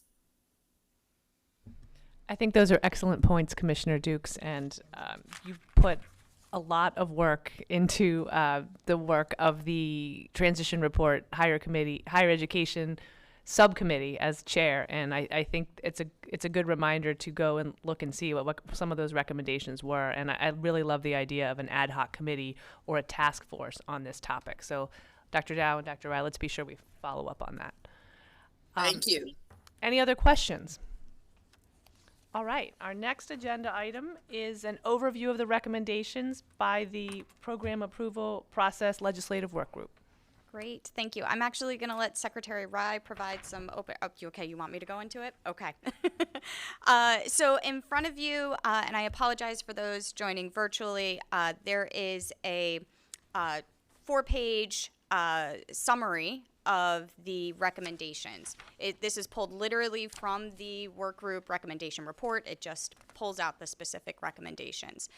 There are 8 sections. I'll go through the sections quickly. Operational missions, a second section regarding recommendations for the state plan of higher education and state workforce development needs. The third section speaks to recommendations regarding letters of intent before an institution submits a proposal. The fourth section is a recommendation regarding establishing a collaborative grant fund. The fifth section, which has, as you can imagine, the most amount of recommendations, is around the program approval objection process. The sixth section is a recommendation specific to distinguishing between unreasonable and unnecessary duplication. Seventh section is criteria for full program review of substantial modification, so a recommendation to consider revisions to that definition. And then the last section is some additional follow-up recommendations and next steps for the group. I won't go through these in detail unless you want me to, but I can assure you that we are looking at these recommendations. I have an implementation plan drafted to figure out when we need to do what. Many of the recommendations create new annual cyclical reports, things that will come before you as commissioners for review and approval. So we are, like I said, working through what that looks like over the next 3 to 4 years, really. The most imminent or kind of pressing need is there's a recommendation in here about collaboration with Department of Labor and Department of Commerce regarding identifying workforce needs. So we have had some initial conversations with those agencies to let them know that this recommendation is now out in the public. Both agencies are super excited about this endeavor. And I look forward to reporting out as we continue to consider how to implement and moving these things forward. And with that, I'll turn it over to Secretary Rye for some comments or answer questions. Take questions first. Okay. Commissioner Thompson? Thank you for the analysis and report. Some of this is going to turn into legislation, correct? And so do you envision all these pieces in legislation, or some you can actually begin acting on now? And for those that you can begin acting on now, what sort of resources will your team or Mhec be required to do to effectively and timely implement some of these changes? Absolutely, thank you. That is my understanding, is that we will see a bill for some, but not all of these recommendations. Not all of them require statutory changes. Some of them are just things that our agency will do and continue to implement. So some of this is a little bit of wait and see to see what's in the bill, to then figure out, okay, it's not in the bill, then we're going to do regulations. Or it is in the bill, we may need to do amendments or make sure that the language works. And work through legislative session. So we'll see what happens over the next 77 days, I think, 76 days, around potential legislation and what that looks like. So we'll know quickly next steps on issues on that front. The easy lifts are things like an administrative guide. We are already working internally on that and making sure that that will get posted publicly. We had already started a work group on substantial modification, and then we stopped, and then we started again, and then we stopped. So we're ready to pick that back up, and certainly does not require any statutory changes to do that. So there are a handful of things that we will pick up and move quickly. Things that we'll be interested to see if it gets put into statute are things like the letters of intent, the mission review process, changes to that. And again, we're prepared to take it on even if it doesn't change in statute, but if it does change in statute, we'll address it that way. In terms of capacity, I think the biggest lift, I think most of these things we can do with existing resources. The biggest lift will be the coordinated effort with labor and commerce on workforce need. We do not have existing capacity. And when I say capacity, I mean expertise. We really need somebody who can say, okay, great, labor and commerce say we need more widget makers. We need somebody who can translate that into an academic program and work with our colleges and say, wow, college A, B, and C, you're well poised to make widget makers. You already have some curriculum, you already have faculty, you already have lab space. Let's talk about creating an academic program that meets this workforce need. And so we really need somebody to coordinate with those two agencies to make that connection. It's one thing to make a list that says we need more people in these industries and fields. It's another thing to translate that into an academic program. So that's, I think, where we'll, if we struggle, it will be struggling in that kind of transactional information sharing. Yes, Commissioner Agu, and then Commissioner Howe, and then Commissioner Dukes. Sure, I have a couple specific questions, but just on that point, and let me just say this out loud, and I've been lucky to be part of some of those discussions with labor and with commerce on some of those, and this is also a little bit wrapped up in our state completion goals. So in some ways, a lot of this will proceed together. In my view, the industries are helpful to us as commissioners because when we have, we know there are certain industries where if we 10x the amount of programs that we had, we still would necessarily not hit harm because there's so much demand out there in the economy. Whereas in other discussions we've had to debate, is there enough demand to soak up the graduates that we are going to create? And so to me, I think even beyond the how do you make this into a program for us, at least knowing where to focus and where potentially certain debates are more or less intense, I think is really important. A couple of things I wanted to maybe just point out and say out loud, and maybe this is more to my fellow commissioners and folks watching. I'm looking at Section 2. There have been kind of one-off discussions about updating the state plan in this, which I expect either we'll do by ourselves or might be legislation to update by January 1 of 25. This probably is wrapped up with the update of the state completion goal, which of course is going to be, I think, central there. Also, the legislature in here asked, which I don't believe has been part of the process in the past, to have time to comment directly to us on that plan. I'm not sure if that's they've been part of the process in past. It sounds like it hasn't, or otherwise I don't think they would have made it. We have to kind of think that through. And then one other thing I wanted to name, this comes from actually related to one of the last reports in Section 5, a separate program development process for fully online programs, which I actually think may be a bigger lift than we think because of we're thinking about how do we maximize for out-of-state students. There are institutions that are hybrid. They do some online, some in person. So there are complications there that I actually think that we should very much recognize. And I had a question in Section 7 about the 33% threshold or standard. I was not in the room when they made this, in that they believe that this threshold might be too high or too low, or just literally that we should just examine it.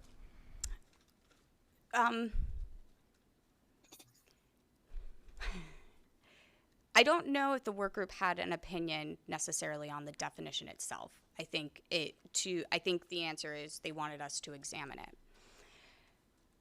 What it comes down to is there's lots of criticism that this is the wrong way to assess if a program has substantially been modified enough that merits a new review. we want institutions to change their coursework. We want them to stay consistent with industry. That's going to happen naturally. And because we have this 33% rule, that sometimes becomes a burden for the campuses that are wanting to switch courses in and out, particularly for our community colleges when you have a 12 or 15 credit industry created credential. But that certainly is the case even at master's and graduate levels as well. So there's just general criticism, and I think we recognize it as staff, that this isn't the right way to say if a program has changed substantially enough that merits a new review on duplication, merits of a circulation. So that's kind of the crux of, and again, this has been something we have wanted to examine since the start of the pandemic, and then the pandemic hit, and we have not been able to catch our breath to get back to it. Thank you. I would just say that just the whole idea of 33% of what? Exactly. So it's something that cannot be calculated that way, right? So it's a lot of opportunity to make some changes there. Commissioner Howe and then Commissioner Dukes. All right. I just want to say, just for myself, that when I read this legislative report, I was completely shocked by the detail and level of criticism that went into their remarks. I kind of was overwhelmed by the whole thing, I have to say. And for staff, there are a number of these things that we have been discussing with the staff for quite a while. For example, the definition of duplicity of programs and things like that. So I think that there is a tremendous amount of work that needs to be done based on this legislative report.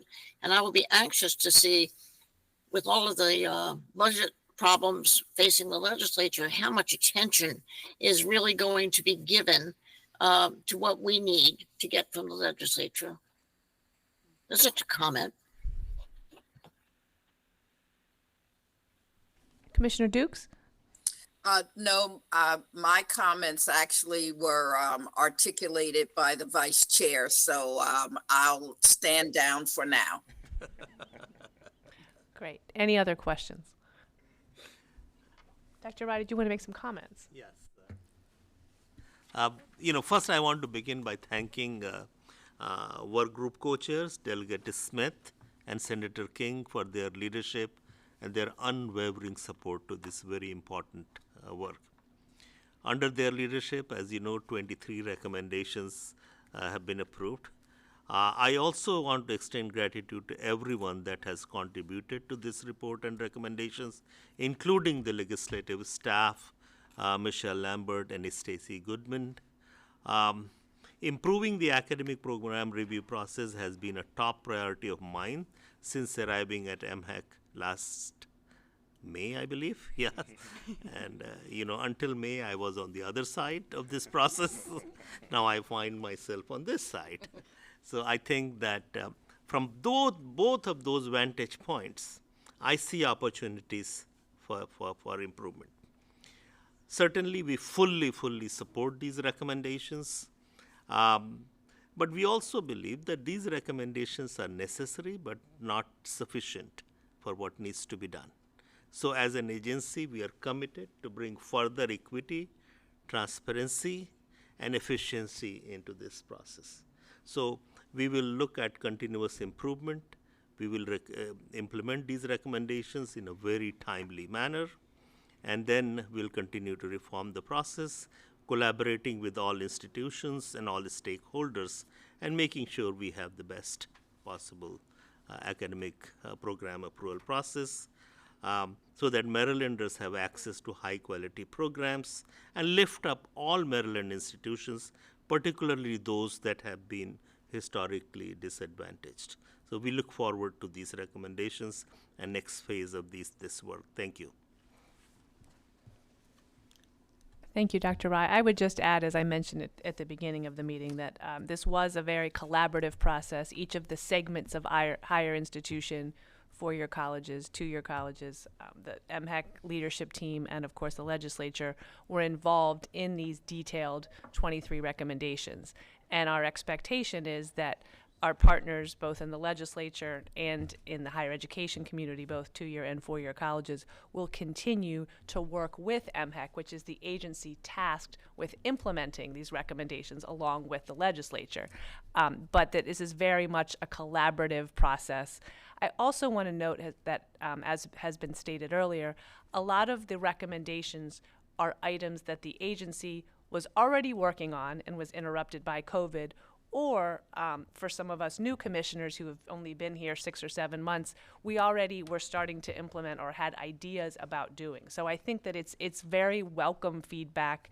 I think that under Dr. Rai's leadership, this division led by Dr. Dow, the agency is well poised to implement these recommendations. And I think there's an appetite among all of us, commissioners and staff members, that we do want to improve the process, that we are driven by equity, fairness, transparency, consistency, that everybody in higher education in Maryland, starting with the people in this room, on the screen, around this horseshoe table, are interested in improving the process on behalf of Maryland students. Because at the end of the day, the reason that all of us are in this work and in this field is to provide opportunities for the students of this state. So thank you in advance, Dr. Rai and Dr. Dow, for what will be more work, but I think in collaboration with our partners will lead to better outcomes for our students. Commissioner, thank you. Commissioner, is that Tabor Stalen? I really can't see the screen. I think it's Commissioner Howe. Judge Howe, It's Commissioner Howe. It's Commissioner Howell. By my comments earlier, it was not meant to be a criticism of this process. I think a tremendous amount of work has been done by our group and their group to come to a substantial number of recommendations that will improve everything for everybody. And it will just take time to get all these things done. But thank you to all the people who worked so hard to get this report out with its recommendations. And I look forward to future meetings where we discuss implementation. Thanks. Thank you, Commissioner Howe. Any other questions or comments before we moved on to our report from Dr. Schmertz from the Office of Research and Policy Analysis? All right, hearing none. Thank you, Dr. Dow. Great, thank you. I appreciate that, and more to come. Thank you. Dr. Schmertz and Dr. Lin, the floor is yours. We're very interested in learning about the 400-page plus performance accountability report that I spent much of yesterday reading. Now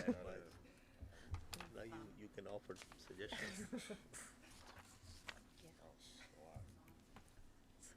Yes, you can hear me. Yes, so as you indicated, Dr. Lin will be presenting, and I am here to help answer questions.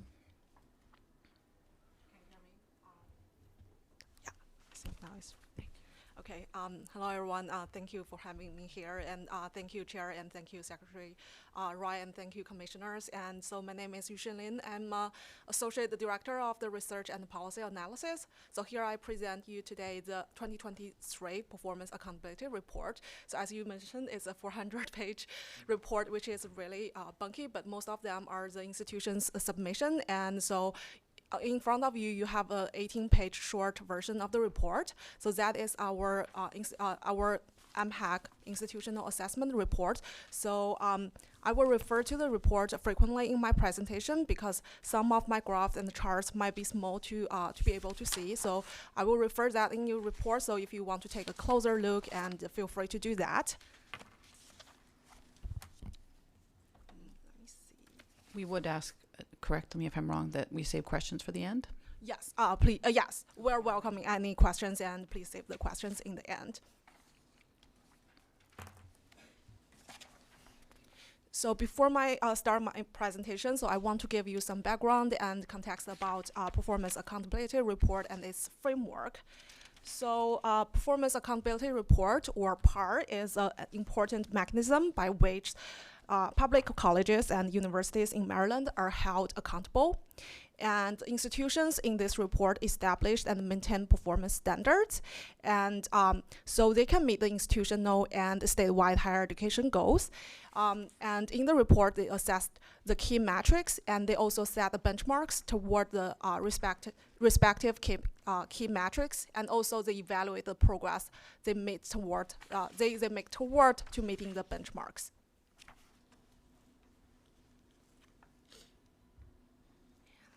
And so the current performance accountability report framework is derived from the reform that happened in 2000. And since then, the report requirement is the same for community colleges and for the public 4 years. So can I actually switch to this one? Because it's easier for me to see. And for community colleges, they have the same metrics, but slightly different benchmarks, depend on their different missions and different priorities. And they updated every 5 years about benchmarks and metrics. And so the current benchmarks and metrics was updated lastly in 2021. But in contrast, public four-year colleges and universities have a slightly different metrics. And because they're serving different populations and they have a slightly different missions. And the current public four-year colleges and universities PAR framework is actually the mainstream effort of to fulfill the two sides of the agency's requirement. First is Mhec performance accountability requirement, and second is Department of Budget and Management requirement. That is called managing for result. So for the all 13 public four-year colleges and universities, they submit the same format of the metrics to both DBM and to us.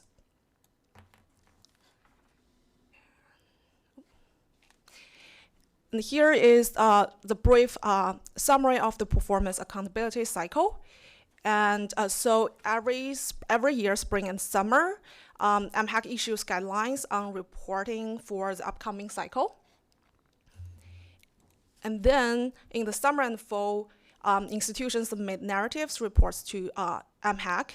And now in the fall and winter, so we perform analysis and prepare the statewide report. So that is a report you receive right now. And now in the winter, the commission reviews and approves the report. And after it's approved and report will submit it to the legislature per law.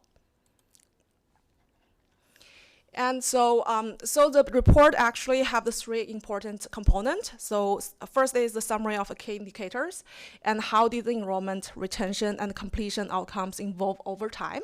And the second important component is institutional assessment. Are the institutions on track to meet their established benchmarks? And finally, every year, Mhec proposed several prompts for institutions to respond. So this year we have two questions. How do institutions identify long-term equity gaps? And second, how do institutions measure their long-term equity gaps? So I will start from the summary of the key indicators. So I want to remind you, so there is a lag between the year of the reporting and the year of the data collecting. So for the next few slides, the most current data available will be academic year 21 to 22. So I will start from the undergraduate full enrollment. So you can find the same chart on the page 5 and figure 1 on the report if this chart is too small to you to see. And so the enrollment decrease that started from the pandemic has been slowed down in the fall 2022. And total undergraduate enrollment decreased from 233,000 to 230,000 from fall 21 to fall 22, which is a 1.4% decrease. But last year, this decrease was 6%. And this decrease was majorly contributed by community colleges, which experienced a 2.7% decrease in last reporting cycle. And in comparison, public 4 years enrollment remains stable in 2022.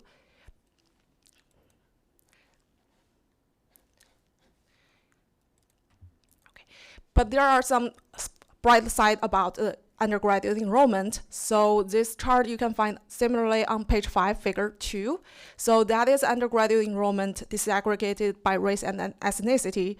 So from the top, to the bottom, the line represents the white, black, and other race and ethnicity student, Hispanic student, and Asian student. And as you can see, the undergraduate enrollment in Maryland public four-year and community colleges stay diverse, and over the past 10 years, the proportion of Asian, Hispanic, and other race and ethnicity students keep growing, and the proportion of Black and African American students remains stable. So the next slide show the graduation rate for public four-year institutions.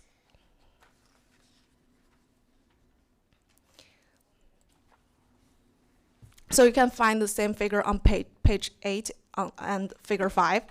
So we measure the graduation rate in 150% of normal program length, which is 6 years. And in track of the enrollment, we track students' 6-year graduation rate by cohort, the year when students first enter college. So because our most current available data come from the year 22, so if we backward by 6 years, the most recent cohort whose 6-year outcome is available is 2016 here. And as you can see, the 6-year graduation outcome has been improved compared to 10 years ago. However, the recent 3 cohorts has been experienced a decline or stop. And then minority students experience larger effect. The African American student 6-year graduation reduced by 1.9 percentage points, which is larger than other race ethnicity group. And that infers that racial gaps become wider during the pandemic.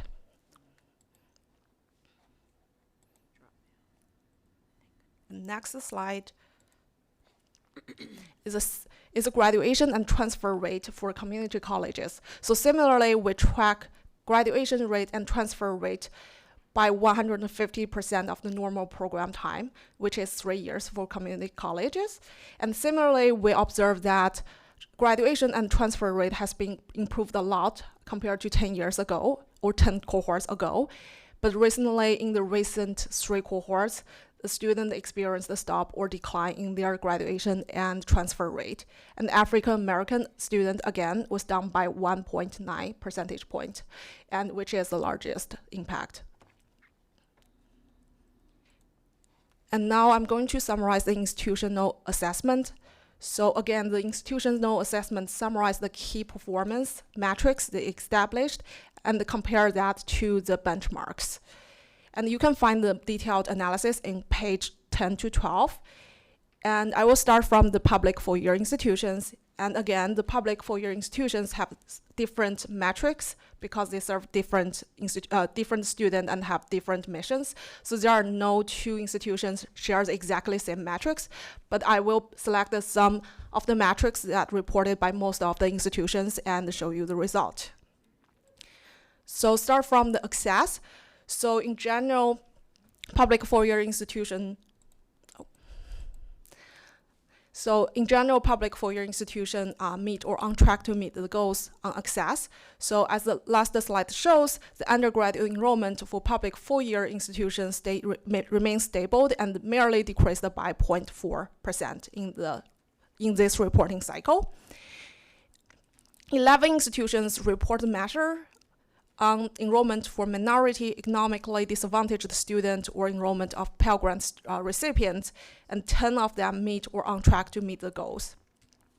And 6 institutions report measure for STEM enrollment, and 4 institutions meet or on track to meet the goals. And next is success indicators. So in general, public four years were able to meet the goals in terms of the success metrics. But however, they still face challenges in equity issue. So 9 out of 11 institutions report measure for 2nd-year retention rate. 9 institutions met or were on track to meet the goals, but 2 of them did not meet the goals specifically for minority students. And the 12 institutions report the numbers for 6-year graduation rate. 7 of them meet or on track to meet the goals, but 3 of them did not meet the goals or on track to meet the goals specifically for minority students.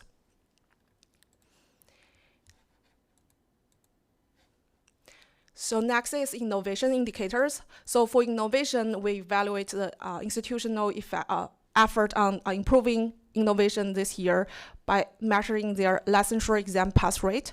So 8 institutions report on this measure, and most of them were able to maintain the consistent rate for this reporting cycle. For teaching and nursing, there is only 1 institution experienced the decrease in both nursing and teaching licensure pass rate. So next section is institutional assessment for community colleges, and the detailed analysis can be found on page 12 and 15. So again, all community colleges have the same metrics. Otherwise noted, the measures were reported by all 16 community colleges.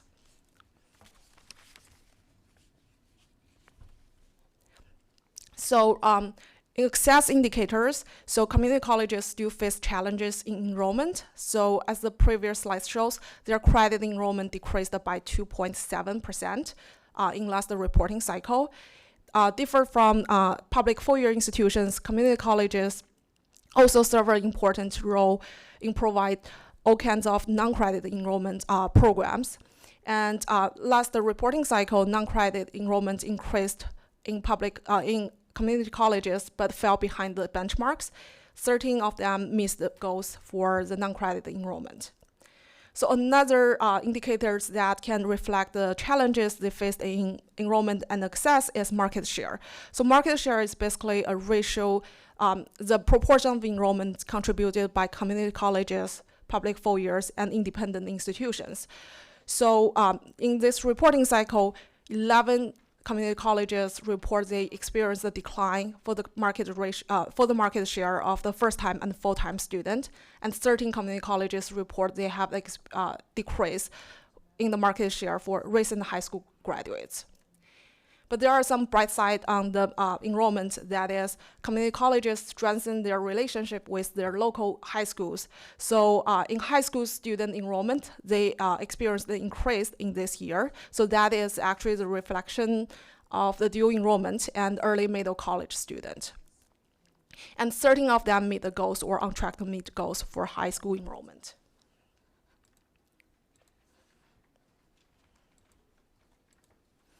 So next slide is the success indicators. So similarly, community colleges were able to meet or on track to meet the benchmarks for retention, but they faced the challenges to meet the goals for graduation and transfer rate this year. And also they faced the challenges from the perspective of equity. So 13 community colleges meet or on track to meet the benchmarks for retention, but 8 community colleges did not meet the goals or on track to meet the goals for Pell Grant recipients specifically or developmental students. And 9 community colleges did not meet or on track to meet the benchmarks for four-year graduation and transfer rate, and 13 of them did not meet the goals for developmental students especially.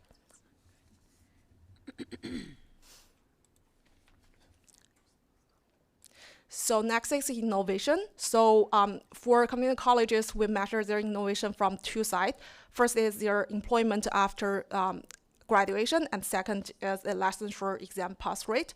So in the last reporting cycle, community colleges actually see an improvement in employment after graduation.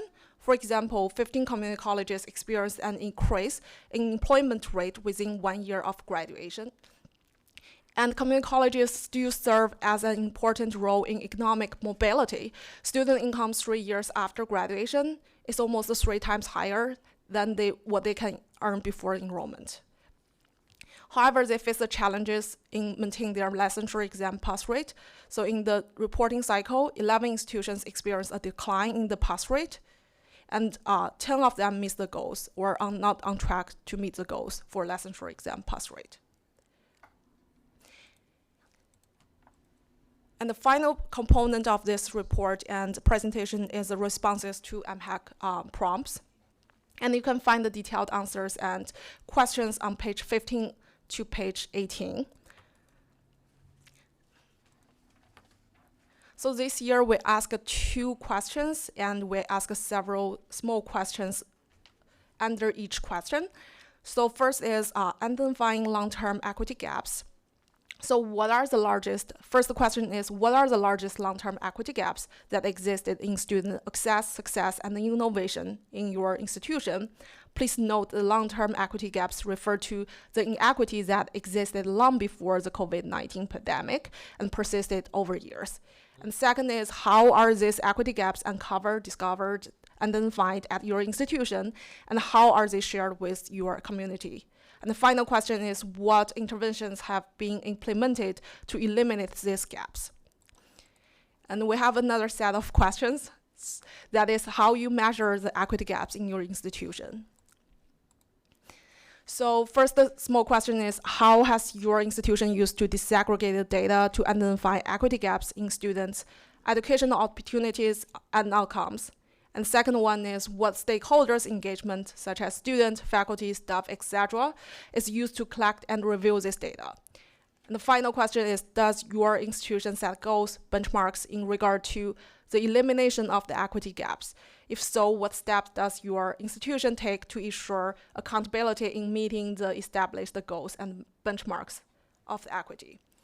There are a lot of questions and a lot of answers. Due to the time limitation, I won't repeat every single response here. So for the detailed summary of the responses and for the raw version of the answers, please refer to the report 15 to 18. And here I just want to highlight some of the key takeaways.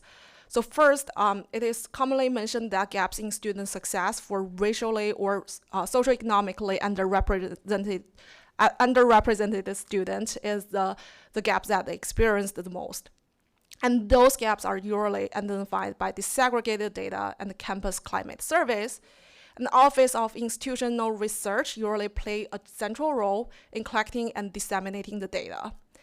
And these results are often shared within an institution's community, which include administration, staff, faculty, and students. And finally, most institutions set benchmarks to eliminate equity gaps and implement various interventions to improve the equity. So this concludes my whole presentation. So in summary, the impact of COVID-19 on enrollment has been diminished. And there are still some ripple effect found in retention, graduation, and transfer rate. There are some disproportionately larger effect for minority students on some measures. But looking forward, undergraduate enrollment rebounds in 2023. So from our 2023 opening for enrollment, the data suggests that undergraduate enrollment recovered statewide by 4.1%. Another bright side is tuition fee still remains stable in fall 23. So for the community colleges, the tuition fee only grew by 2.5% for the in-state, in-district student and 2% for the in-state student in public four-year institutions. So let me remind you again, this is action item. So the recommendation, I will read it loudly. It is recommended that the Maryland Higher Education Commission approve the 2023 Performance Accountability Report and ask the acting secretary to forward it to the governor and the General Assembly as required by law. So that is the end of my presentation. Thank you so much for your time. Thank you very much, Dr. Lin, for an extremely informative presentation. This is a topic of great interest to this administration and to this commission in particular. And I commend Mhec for the two prompts that you asked with respect to equity gaps, looking into how you measure them and how you identify them and then measure them. So I'm sure my colleagues have questions. Commissioner Burnham, followed by Commissioner Serrano, please. Thank you, Madam Chair. I have two questions. First, I'm just struck by the fact that this accountability report seems to apply only to the public institutions. And I wonder if there are any accountability measures in place at all for the independent colleges and universities, since they receive some state funds as well, as I understand it. Sure. I am happy to answer that question quickly, and then I will defer the background introduction part to my supervisor, Dr. Schmerz. So short answer is no, we do not have that for independent institutions. And so Dr. Schmerz may be able to introduce more about the whole framework. Sure. This report is guided by law.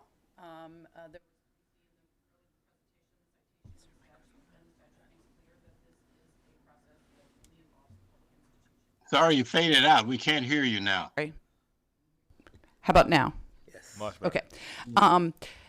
In short, this is a report that's driven by statute, and statute requires the public institutions report this. Through this mechanism, they're held accountable. Your broader question of are there other mechanisms by which we hold private institutions or state-aided independent institutions accountable? There are reports that come to mind are the cultural diversity report, which is something that they all participate in.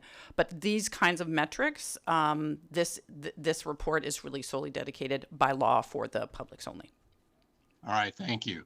My second question has to do with the finding of a declining market share for community colleges. Given that tuition at the community colleges is much lower, that finding was a little bit surprising. It indicates that something more than cost of attendance or price of tuition is at play there. And I wonder if you have any insights from the reports as to what contributed to that decline. Yeah, that is really a great question. We're still investigating the reason behind that. That is also really surprised the phenomenal for myself when I read the report, because as you understand the market share, the definition of the market share, it is contributed by public 4 years, community colleges, and independent institutions. So if community college is losing their market share, so on the other side of the table, so public 4 years and independent institutions are gaining their share. Yeah. So in that case, so we're still investigating why students lose their interest to community colleges, but they switch to public 4 years and independent institutions. But yeah, so that's a great question. So I myself definitely would like to investigate more on this. But I will defer the other part to Dr. Schmerz and see if she has any insight on that. I have nothing really more to add other than you are correct. The denominator is all students going to college from a given service area. And so the way in which the market share is measured is for a service area's county. There is always a concern that this may be a data quality issue as well. So I would hate to have a smoking gun of something more than what may be afoot, which is right. Students are making choices because other opportunities are available that they may not have felt were afforded to them before. There may be stronger recruiting efforts happening with our public institutions as well as our state-aided independent institutions. But I agree with Dr. Lin that understanding that mechanism, and we are by no means alone in that. I'm sure the community colleges themselves are wondering what is going on with their depressing of their market share. That's an important variable for them. So great question. Thank you. Commissioner Serrano and then Commissioner Dukes. So my question is more on like a couple of issues. I think one is like the affordability metrics. I guess, I mean, when I think of affordability, I think of like kind of debt at graduation, unmet student need, and then kind of tuition as a part of the family's income. How much of those factors are in here? It sounds like we have a little bit of it, but not. I mean,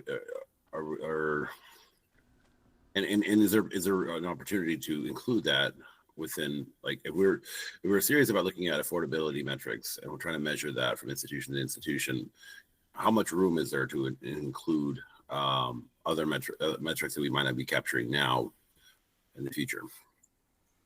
Thank you for the question. To answer your question first is, yeah, we definitely have some metrics regarding the how much tuition you pay and how much financial aid distributed to the student. But as I mentioned, first is public 4-year institutions oftenly don't have the same metrics. So the reason those metrics was not summarized here is not because they didn't report the measures. It's just only few of them report, and it's probably they use different definitions, and it's really hard to summarize them in the single bucket. And another thing is we, as a state, as a research office and as a state agency, I think this affordability is a really important definitions, and we have to discuss about how we better define the affordability. Should we actually only look at the tuition and fees, or we need to look at how we actually define student needs and met needs and the financial aid received by students. So definitely there are some, and but we're happy to actually investigate more and try to summarize them as an indicator that can better reflect affordability. But for now, we majorly focus on Pell Grant students, proportion of Pell Grant recipients, and also we measure something like tuition and fees as a general, like very rough indicator for that. So that's a great suggestion, and I would refer the rest of the part to my director. So I think it's important to emphasize. So Commissioner Serrano, you asked a few good questions. One, the institutions will report what they choose as metrics. So I think what Dr. Lin is getting to is if only one or two institutions really takes that on as a metric of what they want to be held accountable to. Again, the public 4 years in particular, the Department of Budget and Management really drives their metrics, and we are a collaborator on that. The responsibility the commission could have in the future